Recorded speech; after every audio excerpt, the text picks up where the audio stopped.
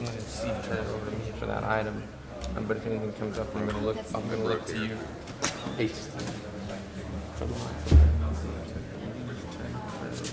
Okay. And then I know what you're going to do. You're going to make the recommendation.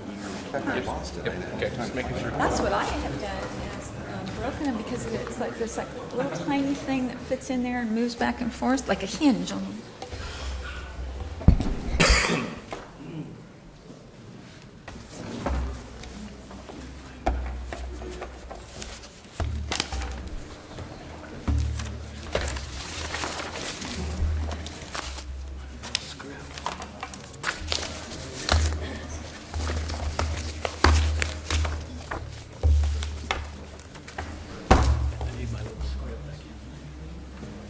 This is confusing. You want to ask Mike? If you want to ask Kathleen, she probably could email it to you. So I got a couple drops of water, not on these phones. Sent it to on Jen my yesterday. personal BlackBerry, and it has buttons. And Duff, rather. And I remember I can- saying if you put it in rice and lock it in there, it'd be fine. Well, I put it in. The only rice I had in my house was Spanish rice, so smell what it smells like. so that's what I have. That's what my phone smells like now.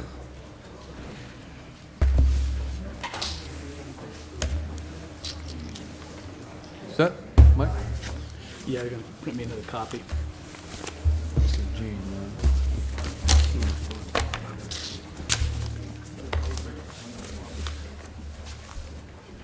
Okay, I know where that is.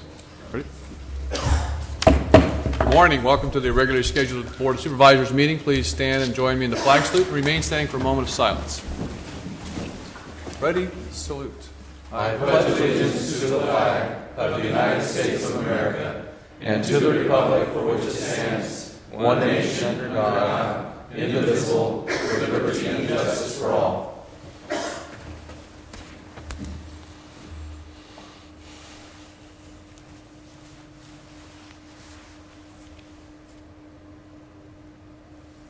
Thank you. Please be seated.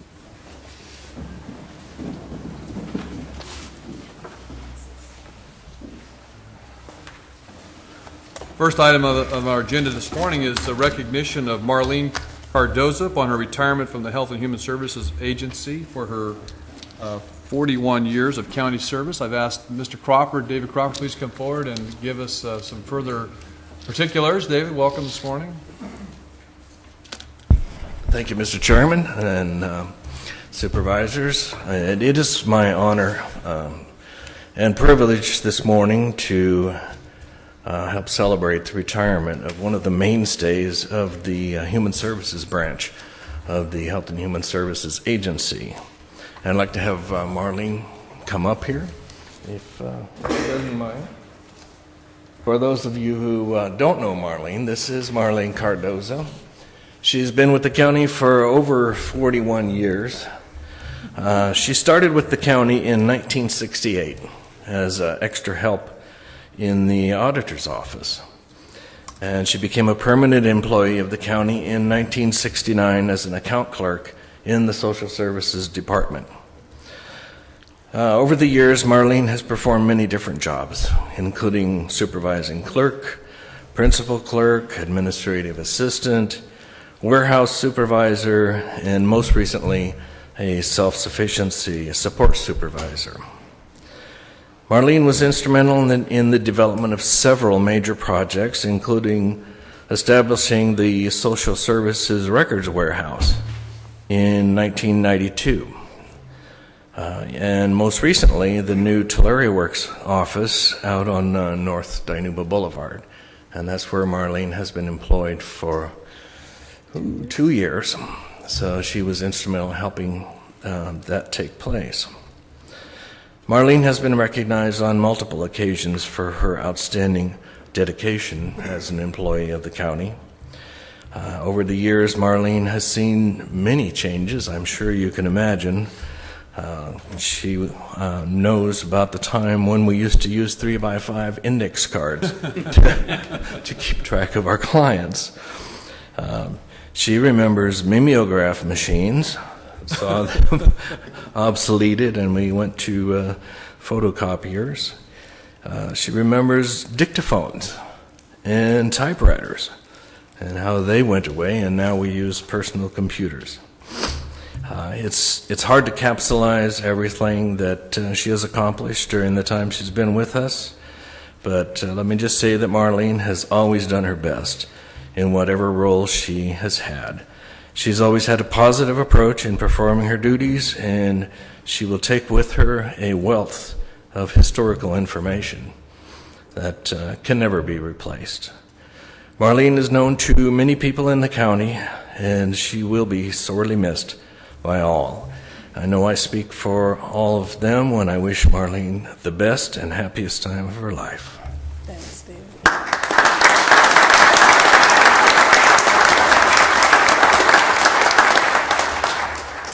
Thank you. Don't leave, Marlene.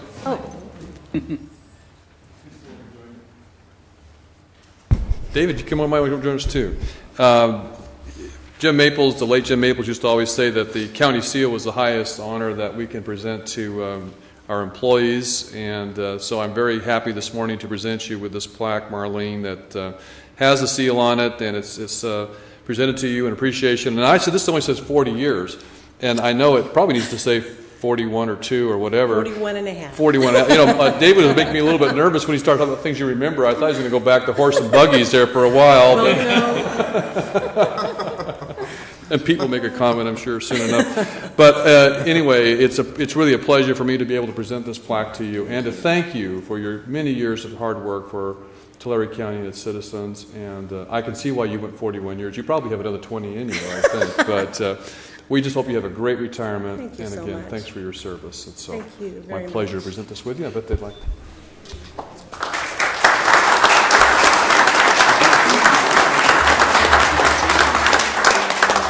Thank you very much.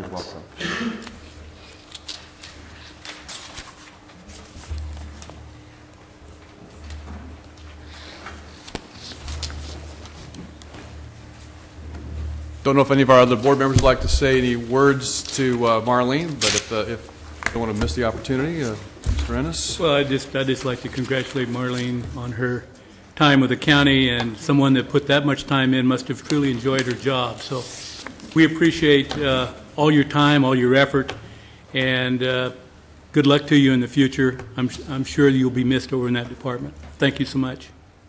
Supervisor Sheeta? Thank you, Marlene. I'm sure by you leaving, it leaves a big hole in your department. For all the knowledge that you gathered and wisdom over the years, it's very hard to replace. So thank you very much for your service. Well, I appreciate your smile. I remember getting the tour over there and you knowing where everything was, even the tunnel to the old jail that hasn't been used in probably 90 years. But you have a wonderful attitude, and you will be missed. But I enjoy just the few minutes I got to spend with you, and your attitude, your spirit, your friendliness, that'll be missed. But don't forget to come by and say hi every once in a while. Marlene, I would just like to thank you for your many, many years of service. I won't even make the comment that I think the rest of the board members are expecting, and that is regarding to you serving longer than how long I've even been alive.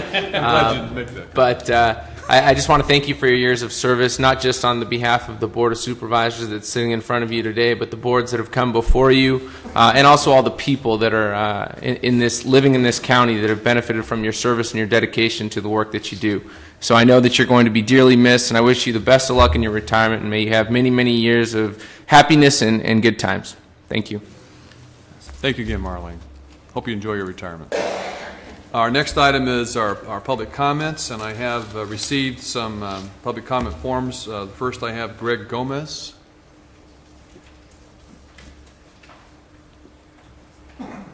Morning, sir. Morning. My name is Greg Gomez, and I'm the newly elected Regional Vice President of Service Employees International Union Local 521. Our local spans from the central coast of California to the Nevada border, and from the north in Modesto to the south at the Grapevine. I represent 7,200 members out of 50,000 members. We have in 17 counties, including more than 1,200 of your constituents here in Tulare County. SEIU members are committed to providing quality services. We all know that those services have suffered in recent years as our state and county have suffered in this recession. I'm sure none of you were surprised by the article in the weekend edition of the Visalia Times-Delta that detailed additional cuts that will be coming because of the trouble in the state and its budget. I am here to tell you that SEIU stands with you in the fight to provide quality public services. The cuts currently proposed by the governor would hurt Tulare County's economy, and they would make it harder for people to get off welfare and back to work. We believe his proposal is a mistake. At the federal, state, and regional levels, we are working to bring more money to Tulare County.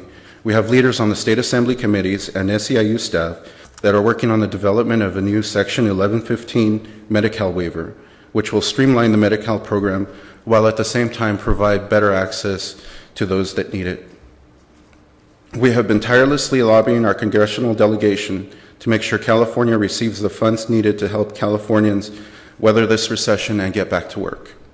The CEO of Local 521, Christy Schermersheim, will be part of a California delegation meeting with our congressional leaders later this month in Washington, D.C. to fight for federal support. On the local level, I pledge to work with you to minimize cuts. We want to see a Tulare County in which every resident can study and work towards a better and brighter future. We know that you want the same. Let's work together to achieve the dream and make it a reality. Thank you. Thank you, Mr. Gomez. Next, I have Mr. Jeff Nunes, or Nunes. Morning, sir. Morning. My name is Jeff Nunes. I reside in Visalia, California now. I appear today on behalf of the 4,000 of 10,000 patients in Tulare County. I'm here to take issue with the latest ordinance 3396 intended to regulate the patient's access to medication. Before I suggest this much needed modification, I'd like to touch some things that I think we both agree upon. We agree that the ordinance is a step in the right direction, exposing the outlaw elements that are operating in our county, and by that I refer by those who sell to anyone, deals in cash, and avoid paying taxes. We're here all aware that the voters of this great state initiated the Compassionate Use Act in 1996 and Senate Bill 420 in 2003. The law provides lawful access to cannabis to qualified patients that have recommendations from qualified doctors. What I'm not understanding is the responsibility of the county throwing roadblocks to this issue. We should be working together with patients to facilitate an ordinance that is functional, reasonable, and provides to the needs of the patients. We can all agree that cannabis provides relief to patients who suffer from a wide variety of debilitating diseases. The effects of chemo and radiation therapy are only the tip of the iceberg. It is a fact that a large number of our patients are not able to, for a variety of reasons, be able to grow their own medication. For this is reasonable for them to select a co-op or collective or clinic to produce it for them. Now, taking a skilled farmer that is reimbursed for expenses and expertise, a distribution center where patients can actually receive their medication. Here lies the problem. We have 10,000 patients in our county, 3 distribution centers, and only 99 plants apiece. Who on the board wants to decide who receives their medication and who doesn't? Or should a doctor have that discretion? In conclusion, I would like to call on this board, who is dedicated to the patient's needs, to work to amend and modify this existing ordinance to make it reasonable, practical, and constitutional. Are there any questions? Thank you. Next, I have Richard Daleman.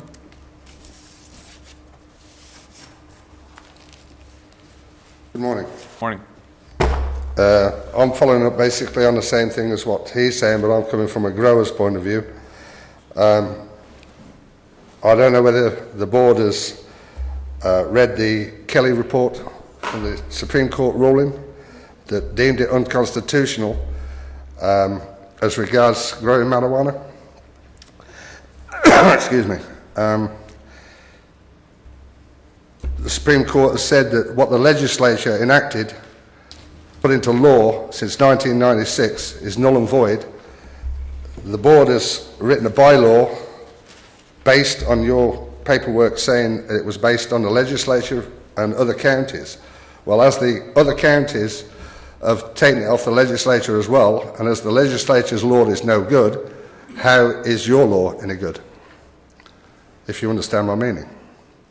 On top of that, I've got a state card that was issued by Tulare County for growing marijuana and having marijuana for myself.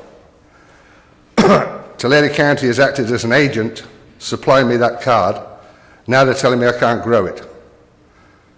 I don't understand the logic of it.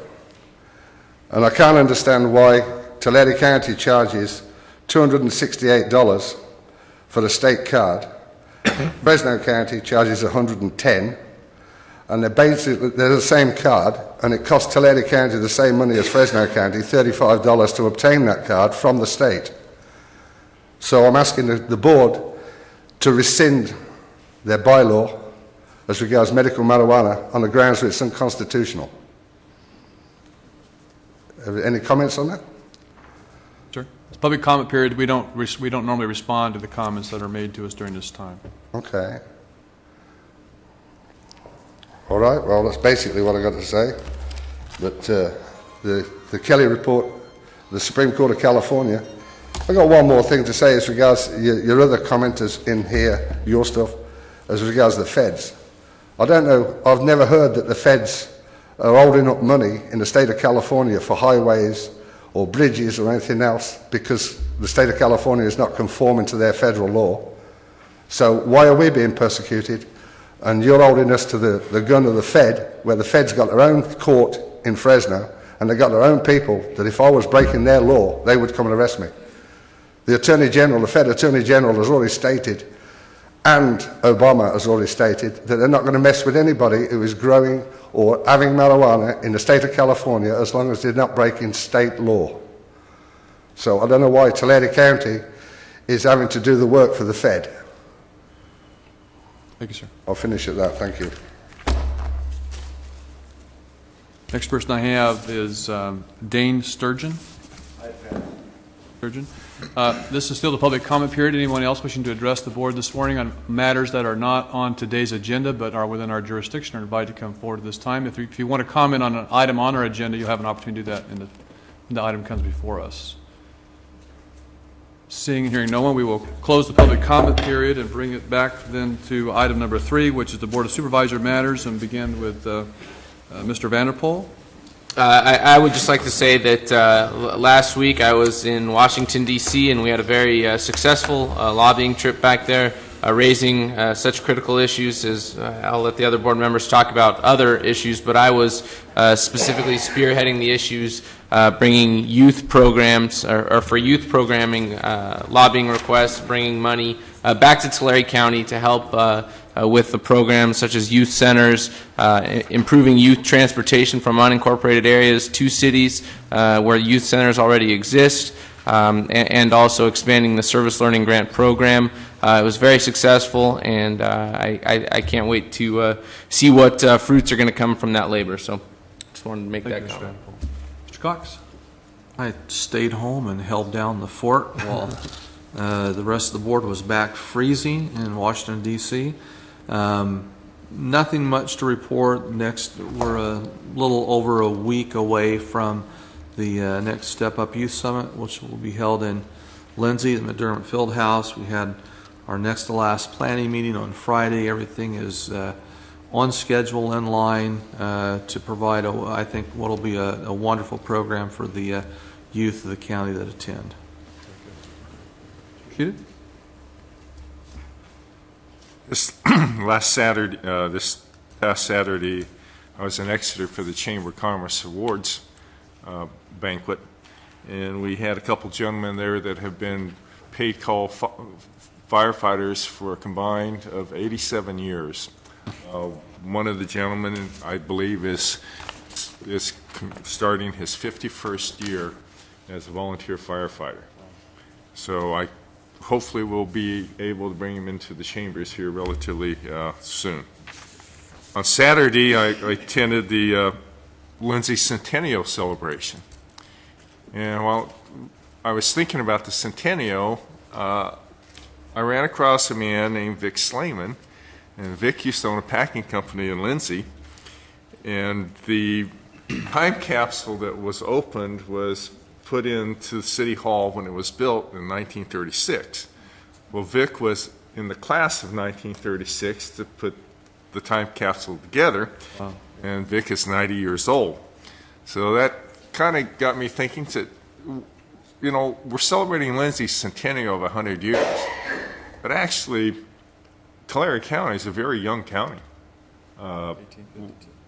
When we look at Vic at 90 years old, and we're just celebrating a centennial, we have a very short history. And especially when you get to be 50 years old, over 50 years old, you're closer to 100 than you are to being born.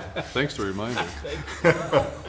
So it was a great event.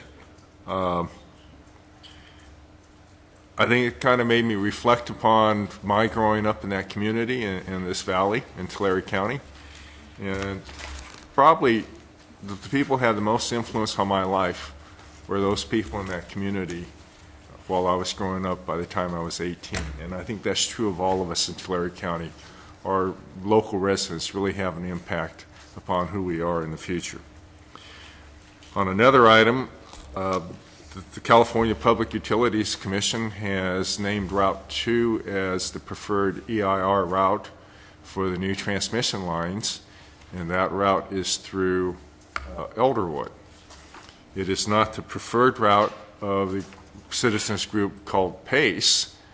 The citizens group preferred Route 3, which would have been around Stokes Mountain. But it's certainly removed the line at this point in time off of Highway 198. So the PACE committee is happy that the line was moved, but still disappointed it didn't move out to further north to Stokes Mountain. And that's all I have today.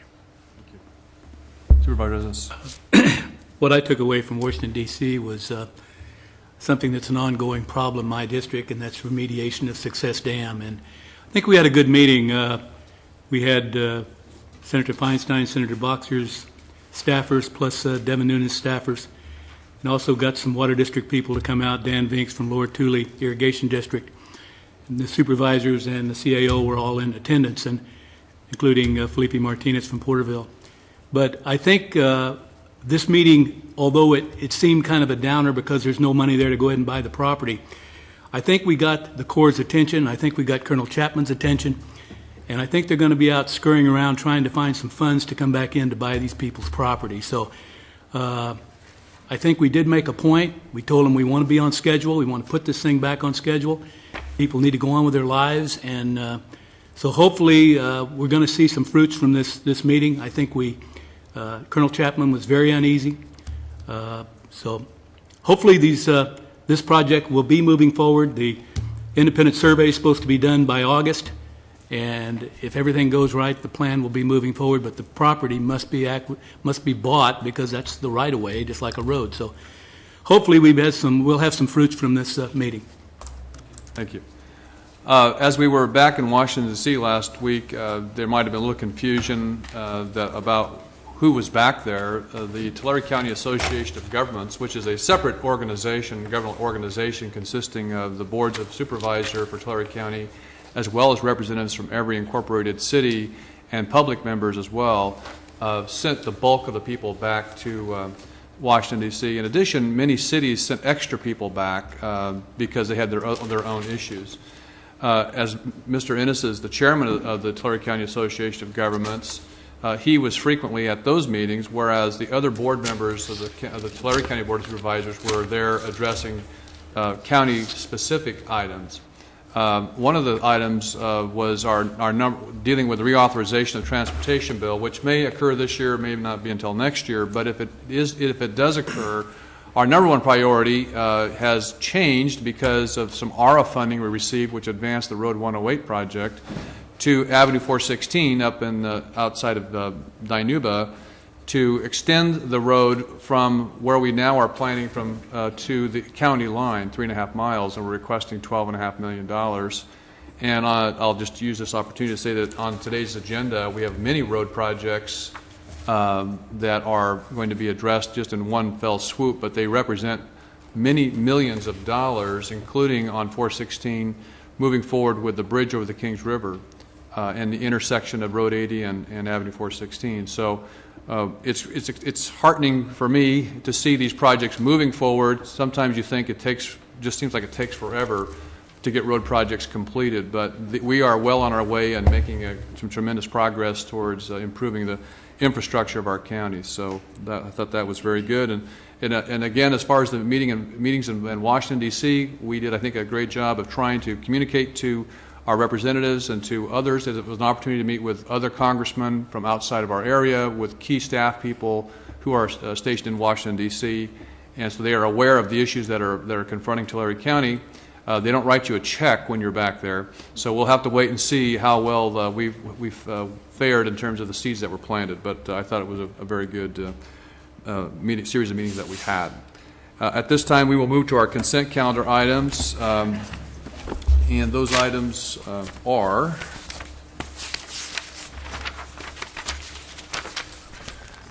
items 7 through 47, and then number. Oh, I'm sorry. That's right. They're all number 47 item has been pulled, so that's not on today's agenda. So it'll be items 7 through 46. Are there any items which members of the board would like to have handled separately? Any items from the public that would like to be handled separately? Seeing none, I will entertain a motion. Move for approval. I'll second. We have a motion and a second. Please cast your votes. Votes are unanimous in support. And that will then take us, we're a little bit early for our timed items, so we will go on to an untimed item.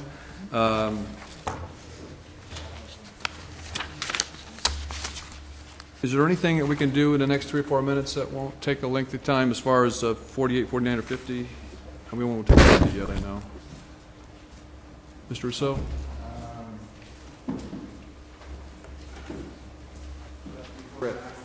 49 would be fine. Good. Okay, we'll take item 49. Mr. Fussell?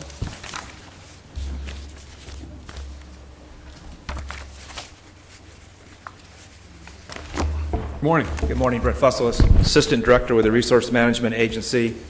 Item 49 is a request by staff to program projects for, find it real fast, for Proposition 1B funding. You'll recall a couple of years ago you programmed the first round of funding. We have been informed that the state is planning on selling bonds, making available to cities and counties portions for streets and roads purposes, for which the County of Tulare will receive $8,712,027. And before the state will release that funding to the County of Tulare, the board needs to adopt the list of projects that we would propose to use that funding on and then make the appropriate budget adjustments to include those. You'll see on Attachment A, which is directly behind your resolution, a list of the projects. We have 5 road segments that we are planning on using America Reinvestment and Recovery Act money. I get that acronym, ARA money, which we'll be matching with Proposition 1B. We also plan to use $5.6 million on the Road 108 widening and reconstruction project, which we plan to go out to bid later this year. And then lastly, use $1.5 million just on general maintenance for pothole filling, minor pavement patching, etc. One of the critical things in the reason for my request for board's action today is that we understand that they may not be able to sell enough bonds to cover the entire amount that's available to cities and counties, and it will be available on first-come, first-served basis, and I desire to be first in line and first served on behalf of the county. We agree with you. For that, I respond to any questions that the board may have. Any questions, board members? Not entertain a motion. Move for approval. Second. Motion by Ennis, second by Cox. All in favor, I'm sorry, cast your votes. Vote is unanimous. Thank you, board. Britt, I've had been requested that we also try to take item 48 very quickly before we move on to our timed items. Morning, sir. Good morning, Mr. Chairman and members. I'm Dave Elder, Executive Director of Pacific Housing and Finance Agency. We're a California Joint Powers Authority, and there are 60 cities and 1 county within our JPA. And about 3 weeks ago, we authorized $95 million in taxable municipal bonds to handle energy retrofits for residential and commercial properties so that people can upgrade their heating and air conditioning units, dual pane windows, solar power, better insulation, better roofs, and in the name of energy conservation pursuant to AB 811, which passed the legislature a couple of years ago. This allows a homeowner or a business owner to place these improvements of heating and air conditioning units on their property and pay for it as part of their property taxes. So if they have a $6,000, $7,000 heating and air conditioning unit that they need to replace because of its obsolescence and also because of its lack of energy efficiency, it can be paid for by taxable municipal bonds, goes on the tax roll, and then over time the individual pays for those improvements as part of their property tax. So if it's a 20-year life on the improvements, it would be a 15-year amortization. It's 3/4 of the life of the particular improvement. This approach, I think, allows, for example, seniors who may want to do this sort of thing but may not feel that they're going to live in the house that long to pass on the future cost of those improvements to subsequent owners. So it's particularly good from the standpoint of senior citizens. As far as businesses are concerned, I stay at the Lamplighter when I'm here, and I think they'd like to kind of upgrade their heating and air conditioning operations there. It's a great place and quite a bargain, by the way. And so I think that they would like to improve their heating and air conditioning possibilities. Those are just examples of how this can be used. I think it will result in a substantial improvement in energy consumption, save the property owners on their electric bills, also in their gas bills, but also they will be able to pay for this over time. There are many other incentives for these kinds of improvements, And I think that with the various tax credits that exist, this can wind up being a win-win-win all the way around for the property owner. They get a tax credit, they get to pay for it over time, they don't have any upfront costs. So that's what this item is about. It's basically to introduce this concept to the board and see if the board would like to go forward pursuant to AB 811. What would be the next step would be the formation of a special assessment district, and that assessment district, all the property owners who wanted to participate in this, they would have to vote 100% to do it, because it's all voluntary. So there would never be a 2/3 vote requirement. It would be a 100% vote requirement. So from that standpoint, it's probably pretty consistent with Prop 13 and those mandates. So that's it. I'd be happy to respond to questions. I don't want to take too much of the board's time, because I know you have items specific with time certain agenda requirements. But I'm here to answer any questions, and the next step would be, if you want to go forward, would be to schedule a meeting for a declaration of intention to form a special assessment district, and we could get into these matters with an extensive staff report and that sort of thing. But this is just basically to introduce the concept to the board, get a sense of your feelings about this, and as again, I'll be happy to respond to any questions. I note, before I give Mr. Vanderpool an opportunity to ask you a question, that there are no costs or fees required to participate. That's correct. From the county's perspective, and also that we have the indication that of our 8 cities that there's been a great interest expressed. All the cities have also expressed an interest in participation in this program. Questions, Mr. Vanderpool? I was just going to ask, how many counties throughout the state have taken advantage of this opportunity, or are we one of the earlier ones that you've presented? We're very early in the process. At the present time, our Pacific Housing and Finance Agency has 60 agencies in it, but only one county, and that's Placer County. So there's been more interest here in Tulare County than just about anywhere with respect to this thing, with the possible exception of Palm Springs, where it gets to be 118 on a cool day in the summer. People are very anxious. There's over 80 applications already in that city to go forward with it. So we're in the process of forming the district with Palm Springs and some of the desert cities. But I would say that Tulare County agencies are probably going to be the spearheading this kind of development. And as you lead in so many other areas, I think that's to be expected with respect to this kind of energy conservation program. Thank you. Other questions? I do have one question. What's the potential downside, the potential risk? Who would be fronting the cash up front and accepting the payments? Is the county take on that role to front the money, or does the money come from the muni bonds, and then as the assessments are received or twice a year, paid back? Exactly, that's how it works. Essentially, the county has no financial obligation. The obligations are that of Pacific Housing and Finance Agency, the Joint Powers Authority, and the property owner. The property owner is ultimately on the hook for this, and it would be nice to make it free, but we're not in a position to do that. But we use taxable municipal bonds, so it's a little more latitude with respect to these kinds of improvements than a tax-exempt municipal bond, which has very strict requirements. But this allows the property owner to do these kinds of improvements. It becomes a lien on that particular property, and it follows the ownership as that progresses through time. So the county has no financial responsibility. There's no fee for us to start this.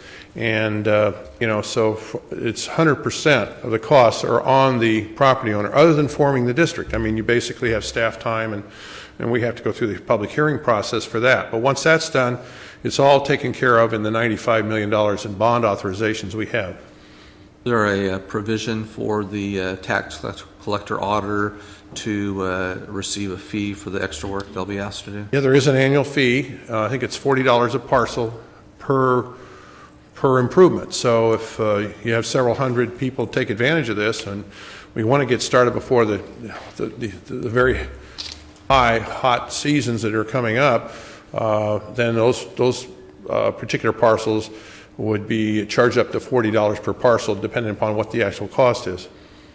And just as a reminder, today we're not taking action on this. We would receive the presentation and direct our County Administrative Office to obtain additional information to deal with sort of the details of this sort of thing before we would take action. Absolutely. Hopefully, you'd agendize the formation, intention to form a district, at which time the people who are here who would like to support it probably will show up. At what percentage rate are the bonds being offered out at? I think taxable municipal bonds now are around 7.5%. The bond market has been, hammered pretty hard of late, but it will vary from time to time depending on when we issue the bonds. I would suspect that there would be somewhere between 7.5% and 9%, depending upon what the market conditions are when we go out. And we have to size it at a certain minimum size, in order to cover the cost of issuance. So we probably don't want to do anything unless we aggregate all these improvements. Probably minimum would be $2 million up to probably $5 million, and then do a bond issue, and then aggregate some more and do another bond issue. So there will be several tranches or several issues of bonds over time, and the rate will depend upon what the market is at that time. But technically, the homeowner or the business owner would be amortizing basically that loan over potentially a 15-year period. Yeah, if it's a heating and air conditioning unit, which Mr. Cox could probably tell us how long those last, they probably last 20 years, and so it would be a 15-year amortization. Used to. Thank you. Thank you. Any other questions? Entertain a motion? I'd move approval that we receive the presentation, and then we can direct, I would recommend that we direct staff to move forward with the formation of this district, or the proposal that we would need to do to pass this on to our constituents. That's the recommendation. Second. Motion and second. Motion by Vanderpool, second by Ennis. Please cast your votes. Votes are unanimous. Thank you, Mr. Elder, for being Thank here. you so much for your time. I appreciate the opportunity to get on early. And just a quick comment from me is that when you look at the rising cost of utility costs, whatever we can do to conserve energy was pocket money back in the pockets of the people of our counties. So, thank you. That helps the economy. They got it to spend then. Right. Thank you. We will now go to our public hearing items, and the first item is number 4, request from the Resource Management Agency to deny the appeal filed by Mr. Faria and uphold the zoning administrator's decision of approving a special use permit. Morning. Before we get started, there's room. People have left off, so you don't need to stand. There's room for people to have a seat. Please do so. Our process we follow here normally is we have a staff report on this matter, and after that we will ask for people to come forward and speak on behalf of the project or against the project. So, thank you. Good morning. Good morning. Good morning, Chairman Worthley, Supervisors. My name is Samantha Franks. I'm with the Tulare County Resource Management Agency. I am the project planner for this project. The item before you today is the appeal of Zoning Administrator's Decision Number 3026, approving special use permit number PSP 08081CA for the establishment of a worship facility on an 18.39-acre parcel in the AE20 exclusive agricultural 20-acre minimum zone west of the city of Dinuba. The project is located on the east side of Road 68, west of Road 72, approximately 1,750 feet north of Avenue 416. The site consists of 18.39 acres. This is the site plan for the project. It shows the first phase, egress, ingress, the worship hall, parking, and the Road 68. This is the driveway off of Road 72, which is located in the city of Dinuba.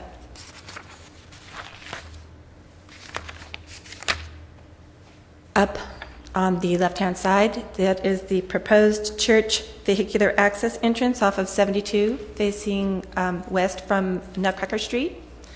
Upper right is Road 72 looking south, and lower right is Road 72 looking north. And upper left is Road 68 from the north entrance of the project site looking south, and the bottom one is Road 70 alignment from the north property line looking south. There was one written comment received and testimony at the public hearings. The main issues identified were water quality, noise, building height, traffic, conversion of agricultural land, dust, the environmental document, and policies in rural areas.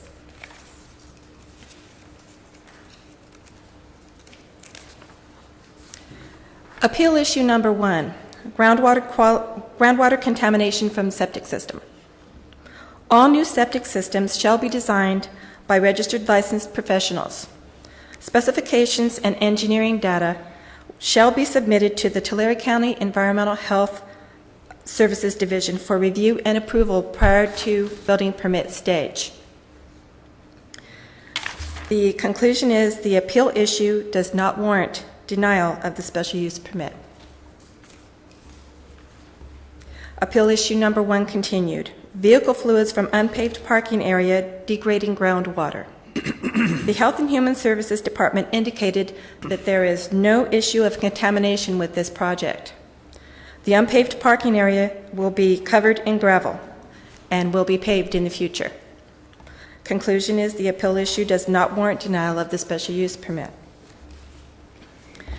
Appeal issue number 2, noise from construction and event. That's a quick question on while you were on number 1. It appears from the little map that we have that this is adjacent to the city. Is this adjacent to the city limit? Correct. And is the city denied to hook it up to their sewer system? They cannot hook up to the sewer system at this time. They are hooked up to city water. They will have infrastructure in place to connect to city sewer when it becomes available.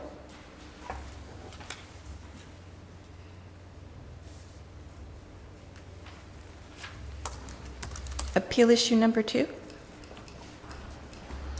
Noise from construction and events. Noise from construction is temporary and not a future problem. Surrounding property owners will be given 2-week notice prior to large amplified outdoor events.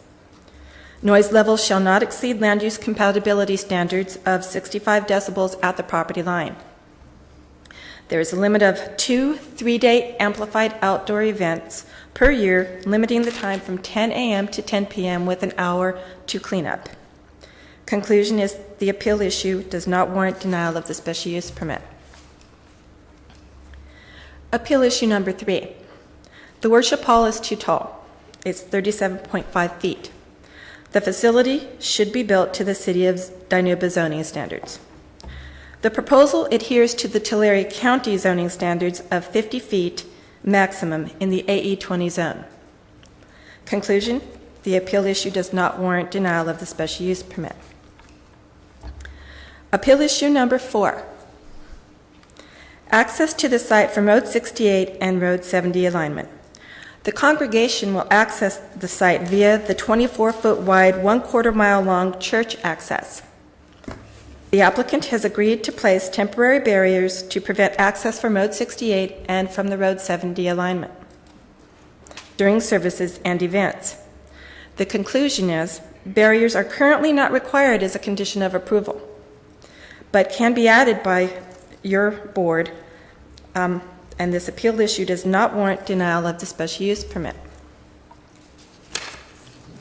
Appeal issue number 5, conversion of prime agricultural land.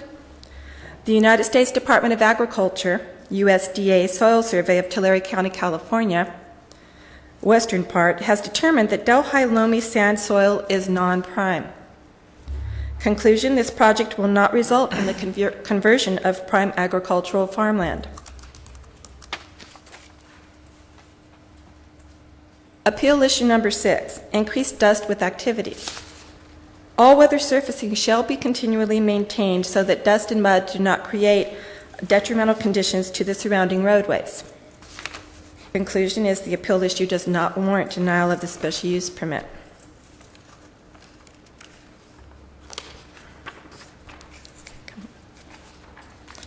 Appeal issue number 7, lack of a proper environmental document. The environmental assessment officer determined that there was not substantial evidence that said special use permit would have a significant effect on the environment and determined that the negative declaration has been completed in compliance with CEQA.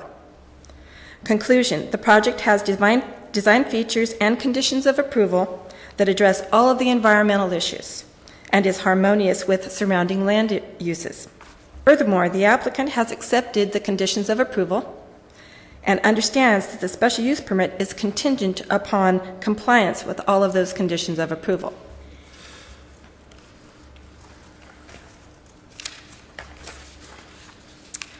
Appeal issue number 8, bad public policy for development in rural areas.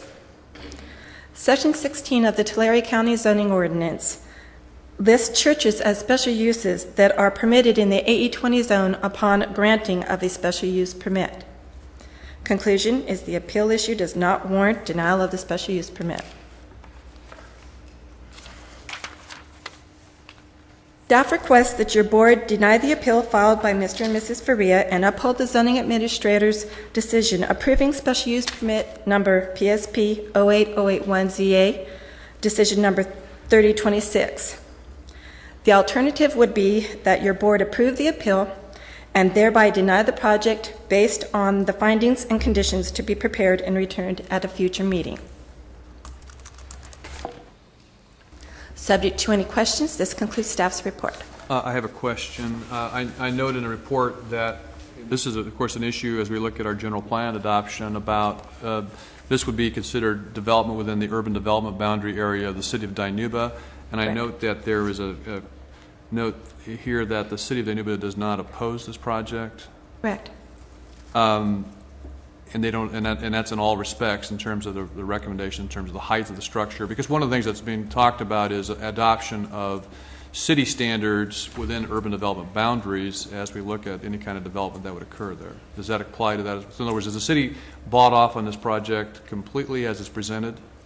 That was my understanding when I spoke to their planner. I think he may have, he or the city might be here to address that. The all-weather surface road issue, are we talking then more than just gravel? Does that require pavement? Gravel or some kind of road base to keep the dust down. All right. Other questions? I have a question. Yes. Did we score this to the Rural Valley Lands Plan? I'm sorry? Rural Valley Lands Plan. Rural Valley Lands Plan would not apply in this case because it's in an urban development boundary? Did we? It doesn't apply because it's in a development boundary? Okay, well, this is this in the UBD? UDB? Or the UAB? Yes. UDB. It's right adjacent to city limits. Okay, it's in the UDB. Correct. Now, you had a map up there. If you go back to show the map of Dinuba.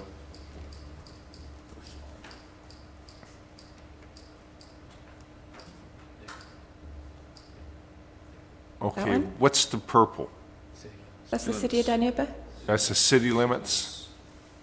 Right adjacent to city limits. Okay, so that's not the UBD, that is the city limits. Correct. Okay. The question I have also is on number 6, the Delhi Loamy Sand. Correct. Yes. Do we have a profile of what that designation is? I do not have that with me. I can get that for you, but I do not have it with me. The reason I bring that issue up is if this ground is good ground for water recharge, those are issues that we're facing now of trying to maintain and not develop lands that can be of value for groundwater storage. If I might respond to that, just because I know where this property is, living in that area, this is actually a bit of a hill. This property is not in a low place. It's actually a kind of a bit of a hilltop. Any other questions? I do. Again, city sewer, I did read the staff report, and When is the city expected to have service out to that area? I don't know. There's someone from the city here that can answer that. And it also mentions not paving the parking lot yet. Is there a reason we're not requiring them to pave the parking lot? They're wanting to get together funds to be able to afford to do that at a later time. They So can't it'll just afford be it right now. a DG parking lot then? For now, Or, I'm sorry, decomposed granite. right.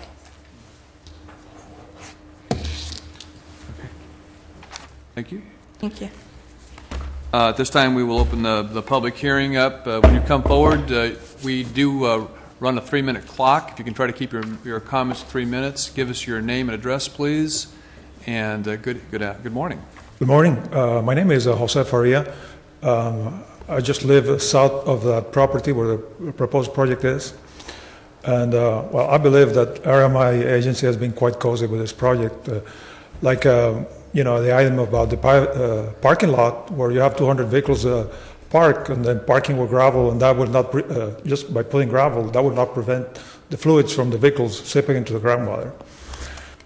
Anyway, but our main concern with this project is the groundwater contamination. That soil is a Delhi sandy loam, and I submitted evidence to the county showing the soil maps and well log profiles. It's a very highly permeable soil. We had recently a storm, and the road has a dip.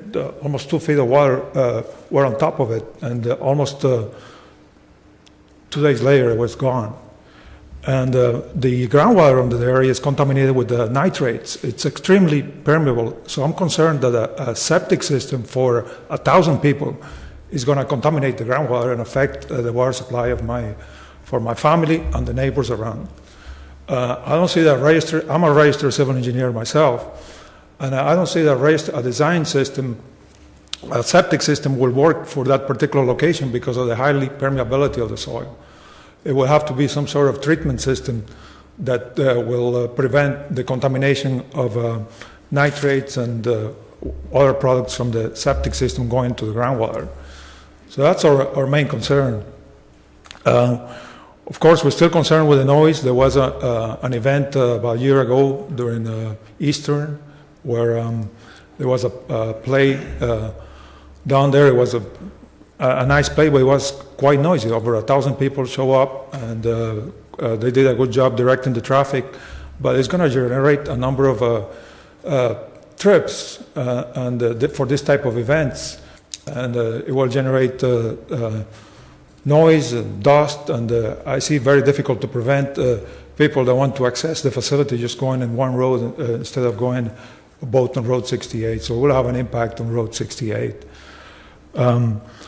We're concerned also with the road going to the east. We have a pipeline that basically brings water from Alta Irrigation District into our area, and we just planted blueberries in my farm, and we're concerned also with that. So many people attending the church services will have an impact on the farming activities.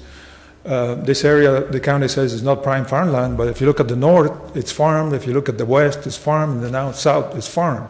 So it will have an impact. Definitely, we have to have concern when you're applying pesticides or when you work in the farm. The concern with the people attending the church. So those type of impacts need to be mitigated, and I don't see how the RMA come up with a negative declaration where basically almost everything is mitigated like that.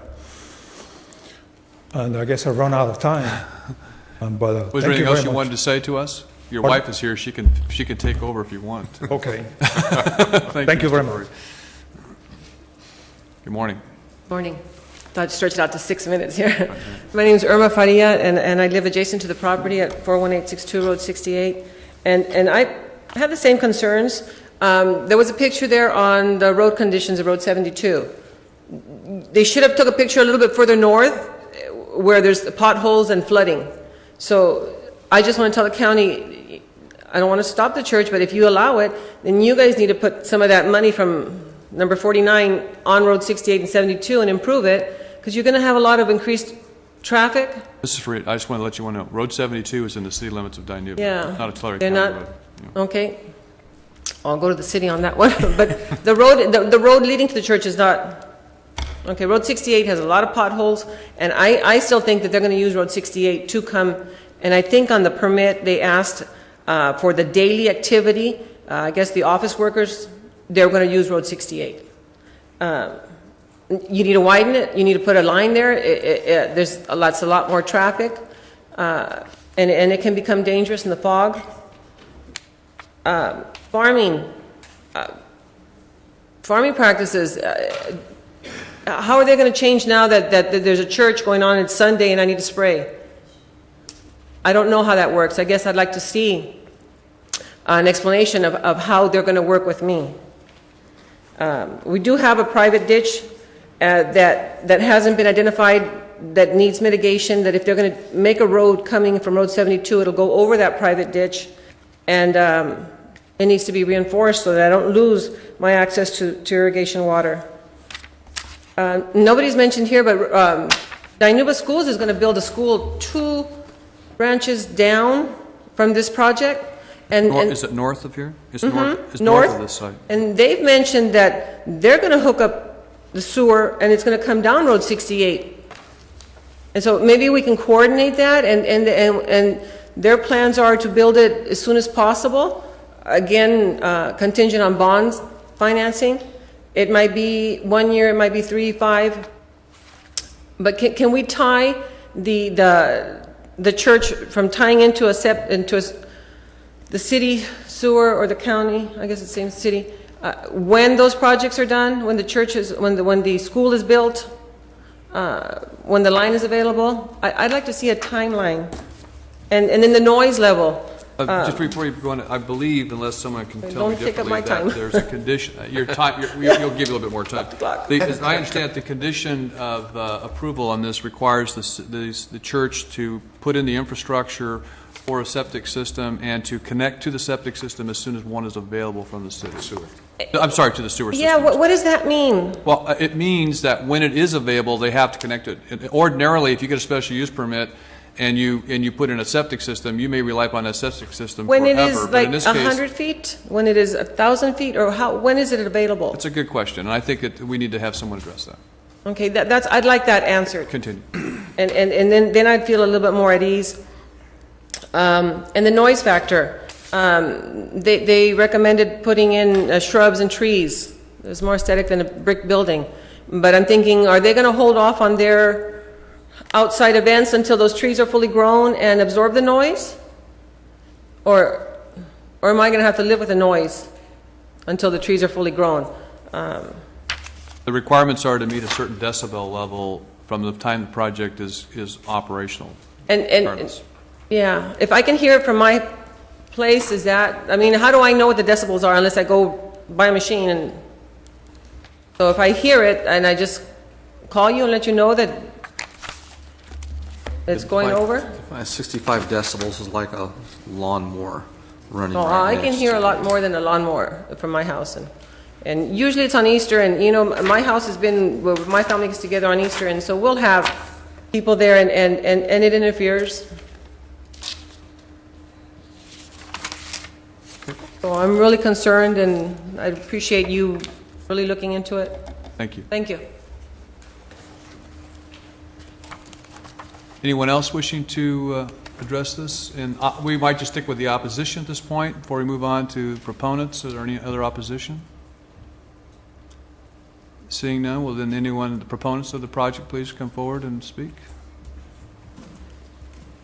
Good morning, Mr. Chairman and members of the board.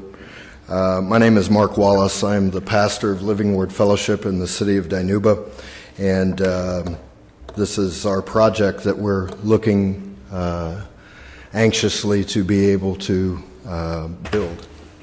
Just very briefly, just a couple of issues. Number one, on the height, the only part of the building that is 37 feet is what would be considered the steeple. The rest is 29 feet.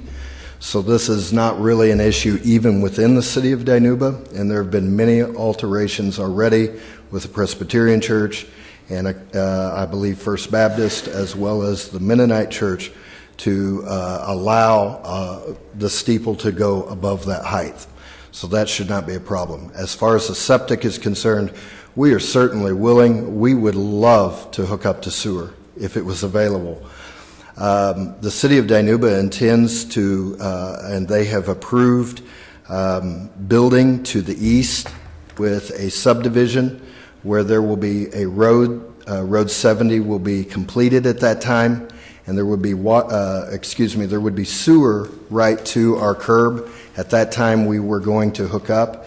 However, we are certainly willing that if the school district does indeed, prior to that building, do their project to the north and come down Road 68, we, as long as it can be engineered properly with the flow and the drop, we would love to hook up to the sewer as soon as that's available on Road 68. It's really not a problem for us. As far as the noise is concerned, it is mitigated in the conditions. It is already laid out as a condition of use. We're certainly willing to be compliant in that. We have no problems there whatsoever. As far as the dust is concerned and the parking lot, just wanted to remind, it is not just the granite or the gravel that would be there, but we would put a slurry seal on it so that the drainage that is designed in the parking lot, the water would run there on out into our drainage basins that are exceeding the requirements back on the back lot. The septic is required before we can even pull a building permit to be submitted to the proper departments and approved. And so we are in full compliance with every condition that the county has required. We will not be using Road 68 during our regular course of business hours. And as far as the septic is concerned, just one more thought. When my neighbors, I appreciate their concerns, I really do. But number one, if you were to test their well today, it would not meet the standards because of the nitrates, which is why we're hooking up to city water. But secondly, we are talking about 1,000 people, but they're not living there. They're attending church there a couple of times a week for a couple of hours. And that's maximum capacity in Phase 2. Phase 1 is only 548 in the seating capacity. And how many people in a 2-hour service at the very most use the facilities at that time? So I just want to remind the board that of the obvious, that these people aren't living there, they're just worshiping there. And so I believe that all of the conditions, I appreciate staff and all of their hard work, and I do appreciate my neighbors' concerns. We want to be good neighbors, but I would submit that a church is going to be a good neighbor for those around. So thank you very much, and I'll be happy to answer any questions. Members? Yes, Mr. Mr. Chair, I just, on the septic system. Yes, sir. Has the county looked at this as an engineered septic system where they go in and put the heavy clay so you don't get the water going down? I'll let my contractor maybe answer that, because I am a pastor, not a contractor. Are there any other questions of Pastor Wallace? Mr. Pastor Wallace, I just want to make one sure that, so you're talking about the surfacing of the road end and the parking area is actually going to be a sealed surface. That is correct. We would put a slurry seal on it. We just don't want to blacktop it until, blacktop is a huge expense. We think in a temporary setting, we can accomplish the same. The lane that's coming in is totally a temporary lane to our property until Road 70 develops. The owner to the east of us has approved for us to put that temporary lane in until they develop. When they develop, it is the city standard and the city requirement that they develop Road 70 first. Before they put a single house on the property, they have to put the infrastructure in. So at that time, we would have paved road on Road 70 going north or south there. As of right now, it's a dirt road, and I can appreciate my neighbor's concerns, but there is no way that we're going to go down that dirt road with chug holes when we have a semi-paved entrance there, as well as we can put cones up, we can do whatever, but I am concerned about the safety and the secondary entrance from Road 68. We have to leave that open in case of a fire or anything for a secondary entrance. So we would temporarily put cones there and have traffic control to make sure that people use the front. But it's really not going to be a problem. It has to be there at least for the emergency, though. I also noticed that the design is such that your project is fronts up against the city limits, is on the east end of the property. It looks like about the east one-third of the property. That is correct. We would have loved to have built in the city, but there was not a property, 20 acres, available for us to be able to do that. Thank you. Anything else? How many parking spaces are you going to have in the first phase? I believe it's in the body of it, 100 and... Anybody I recall? don't remember reading how many spaces.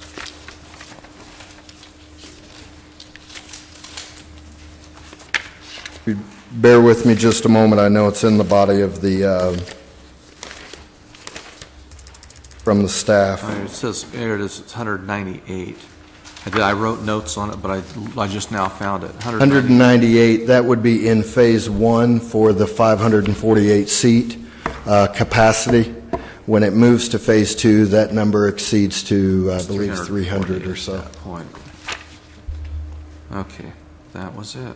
Did your engineer wish, or architect wish to Sure. speak? Let him address that other question. Thank you very much. Thank you. My name is Al Hawthorne. I'm the president of Western Commercial Construction. I would just address the issue on the septic that was brought up. The septic has not been fully designed yet. We've got a preliminary design that's been in for staff review. They don't pass judgment because we haven't submitted for a building permit. At the time we would submit that, of course, we would intend to submit what we've already provided to staff. And if they would have any modifications in the design of that, we of course would have to meet those modifications, and that's per the conditions of the approval.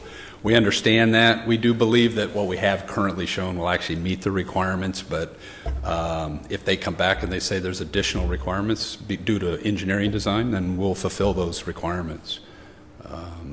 The system is designed to retain the water within the area where we exceed the limits as far as distance and horizontal distance, the separation between property line and of course even to their well, to the nearest well. We're well over the national standard for distance from a septic and a leach system to an actual well source. So the system probably exceeds it, I believe, by almost double at this point in distance. Other questions? I have a question. Would you happen to know what the standing water table is? I believe what I read, I saw there was, I don't know, I'll say I don't know for sure. I read somebody else's report, but I thought it was at 70 feet. If I can, one last one for him. Along 70 there, where is going to be the entrance, is that going to be built out now with curb gutter, sidewalk, with a regular approach? No. That's part of the city requirements that we've worked with Hector over at the city.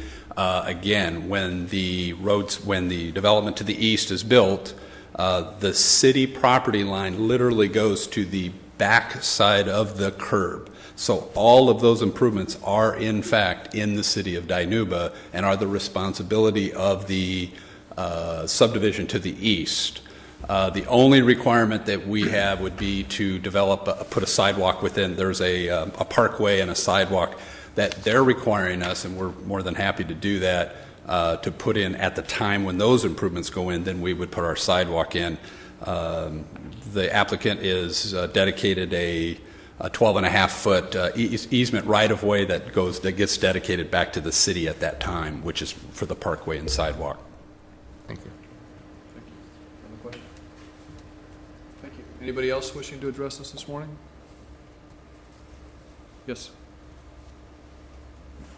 I'd like to make a minor correction. The water table is estimated at 120 feet according to the 1995 depths to ground water maps. I disagree with that section. The water varies from 50 to 80. If you come forward so we record these matters.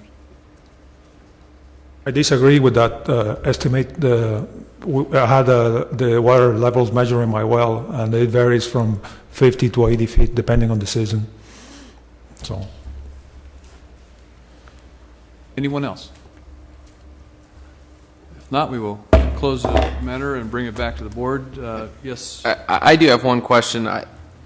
And maybe this would be of Samantha or Jake. Have we communicated at all with the city to find out what their timeline is for like bringing the school out there to develop so that this project could tie in with the sewer?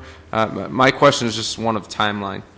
Not a relationship to the school, but in our earlier dialogue and discussions with the city of Dinuba in terms of annexation of that property, it was a very long period out. My recollection in our discussions was a 15-year period for annexation.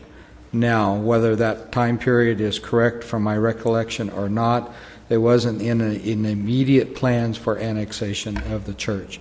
And that's why, and just give you a little bit of background and history, on this church, we actually did request a meeting with the City of Dinuba staff. They did come in and we talked to them about what their concerns are, what our concerns were, and the process that we went through this. And so there was one of our very first consultations and face-to-face meeting with the project just outside their city limits. And the effort is to really create that communication and identify what their concerns are, identifying what the project is being proposed, and trying to bring together those issues. One was the height limitation. We said, if the city of Dinuba wants us to incorporate those standards, we will do that. However, they chose not to cause that to be enforced. And so, based upon our zone, they have a height limit of 50 feet. As was previously testified to the board, the height difference is the church tower, or whatever it is. It's a very, like an architectural feature of the church itself. It's not a dramatic deviation from the height standards. Again, we talked a little bit earlier, the board talked about did we apply the RVLP within this project? And the answer is no, we did not, because it is within their UDB, and currently we do not apply the RVLP within the UDB. We apply it in the UAB, which is their secondary sphere. As it was mentioned, that we're looking at incorporating that as an evaluation within the UDB upon the adoption of the general plan and some other internal future policies that we would go into.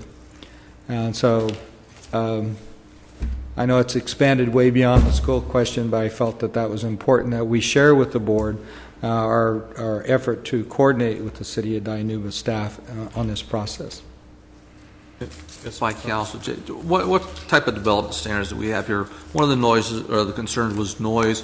I know, being familiar with Visalia's regulations, if you build a commercial property, like which is this a commercial property of the church, you'd be required to do a block wall, trees, shrubs that attenuate the noise. Do we have those types of requirements for a building of this nature? A church, and not necessarily a church facility itself, but because they wanted to have outside activities. And Sam and staff will correct me if I am incorrect, is because of the outside activities and nature, that's why that condition was put on there. Normally inside the facility, it's not an issue, it's not a problem. So the exterior activity was voiced as a concern, and so we put that as a condition that they are to comply with that noise standard. That's just a noise standard. Doesn't mean block walls. No, or sir, it does not. Or fence. I'm saying fences, shrubbery, trees. No. Okay. Those would be for aesthetic purposes or privacy, but in this case, it would not be a noise mitigation. No. Thanks. Mr. Raper, would the city of Dinuba be just as amenable to a neighborhood shopping center on the adjoining parcel? I'm not sure if they would be that amenable to that kind of development.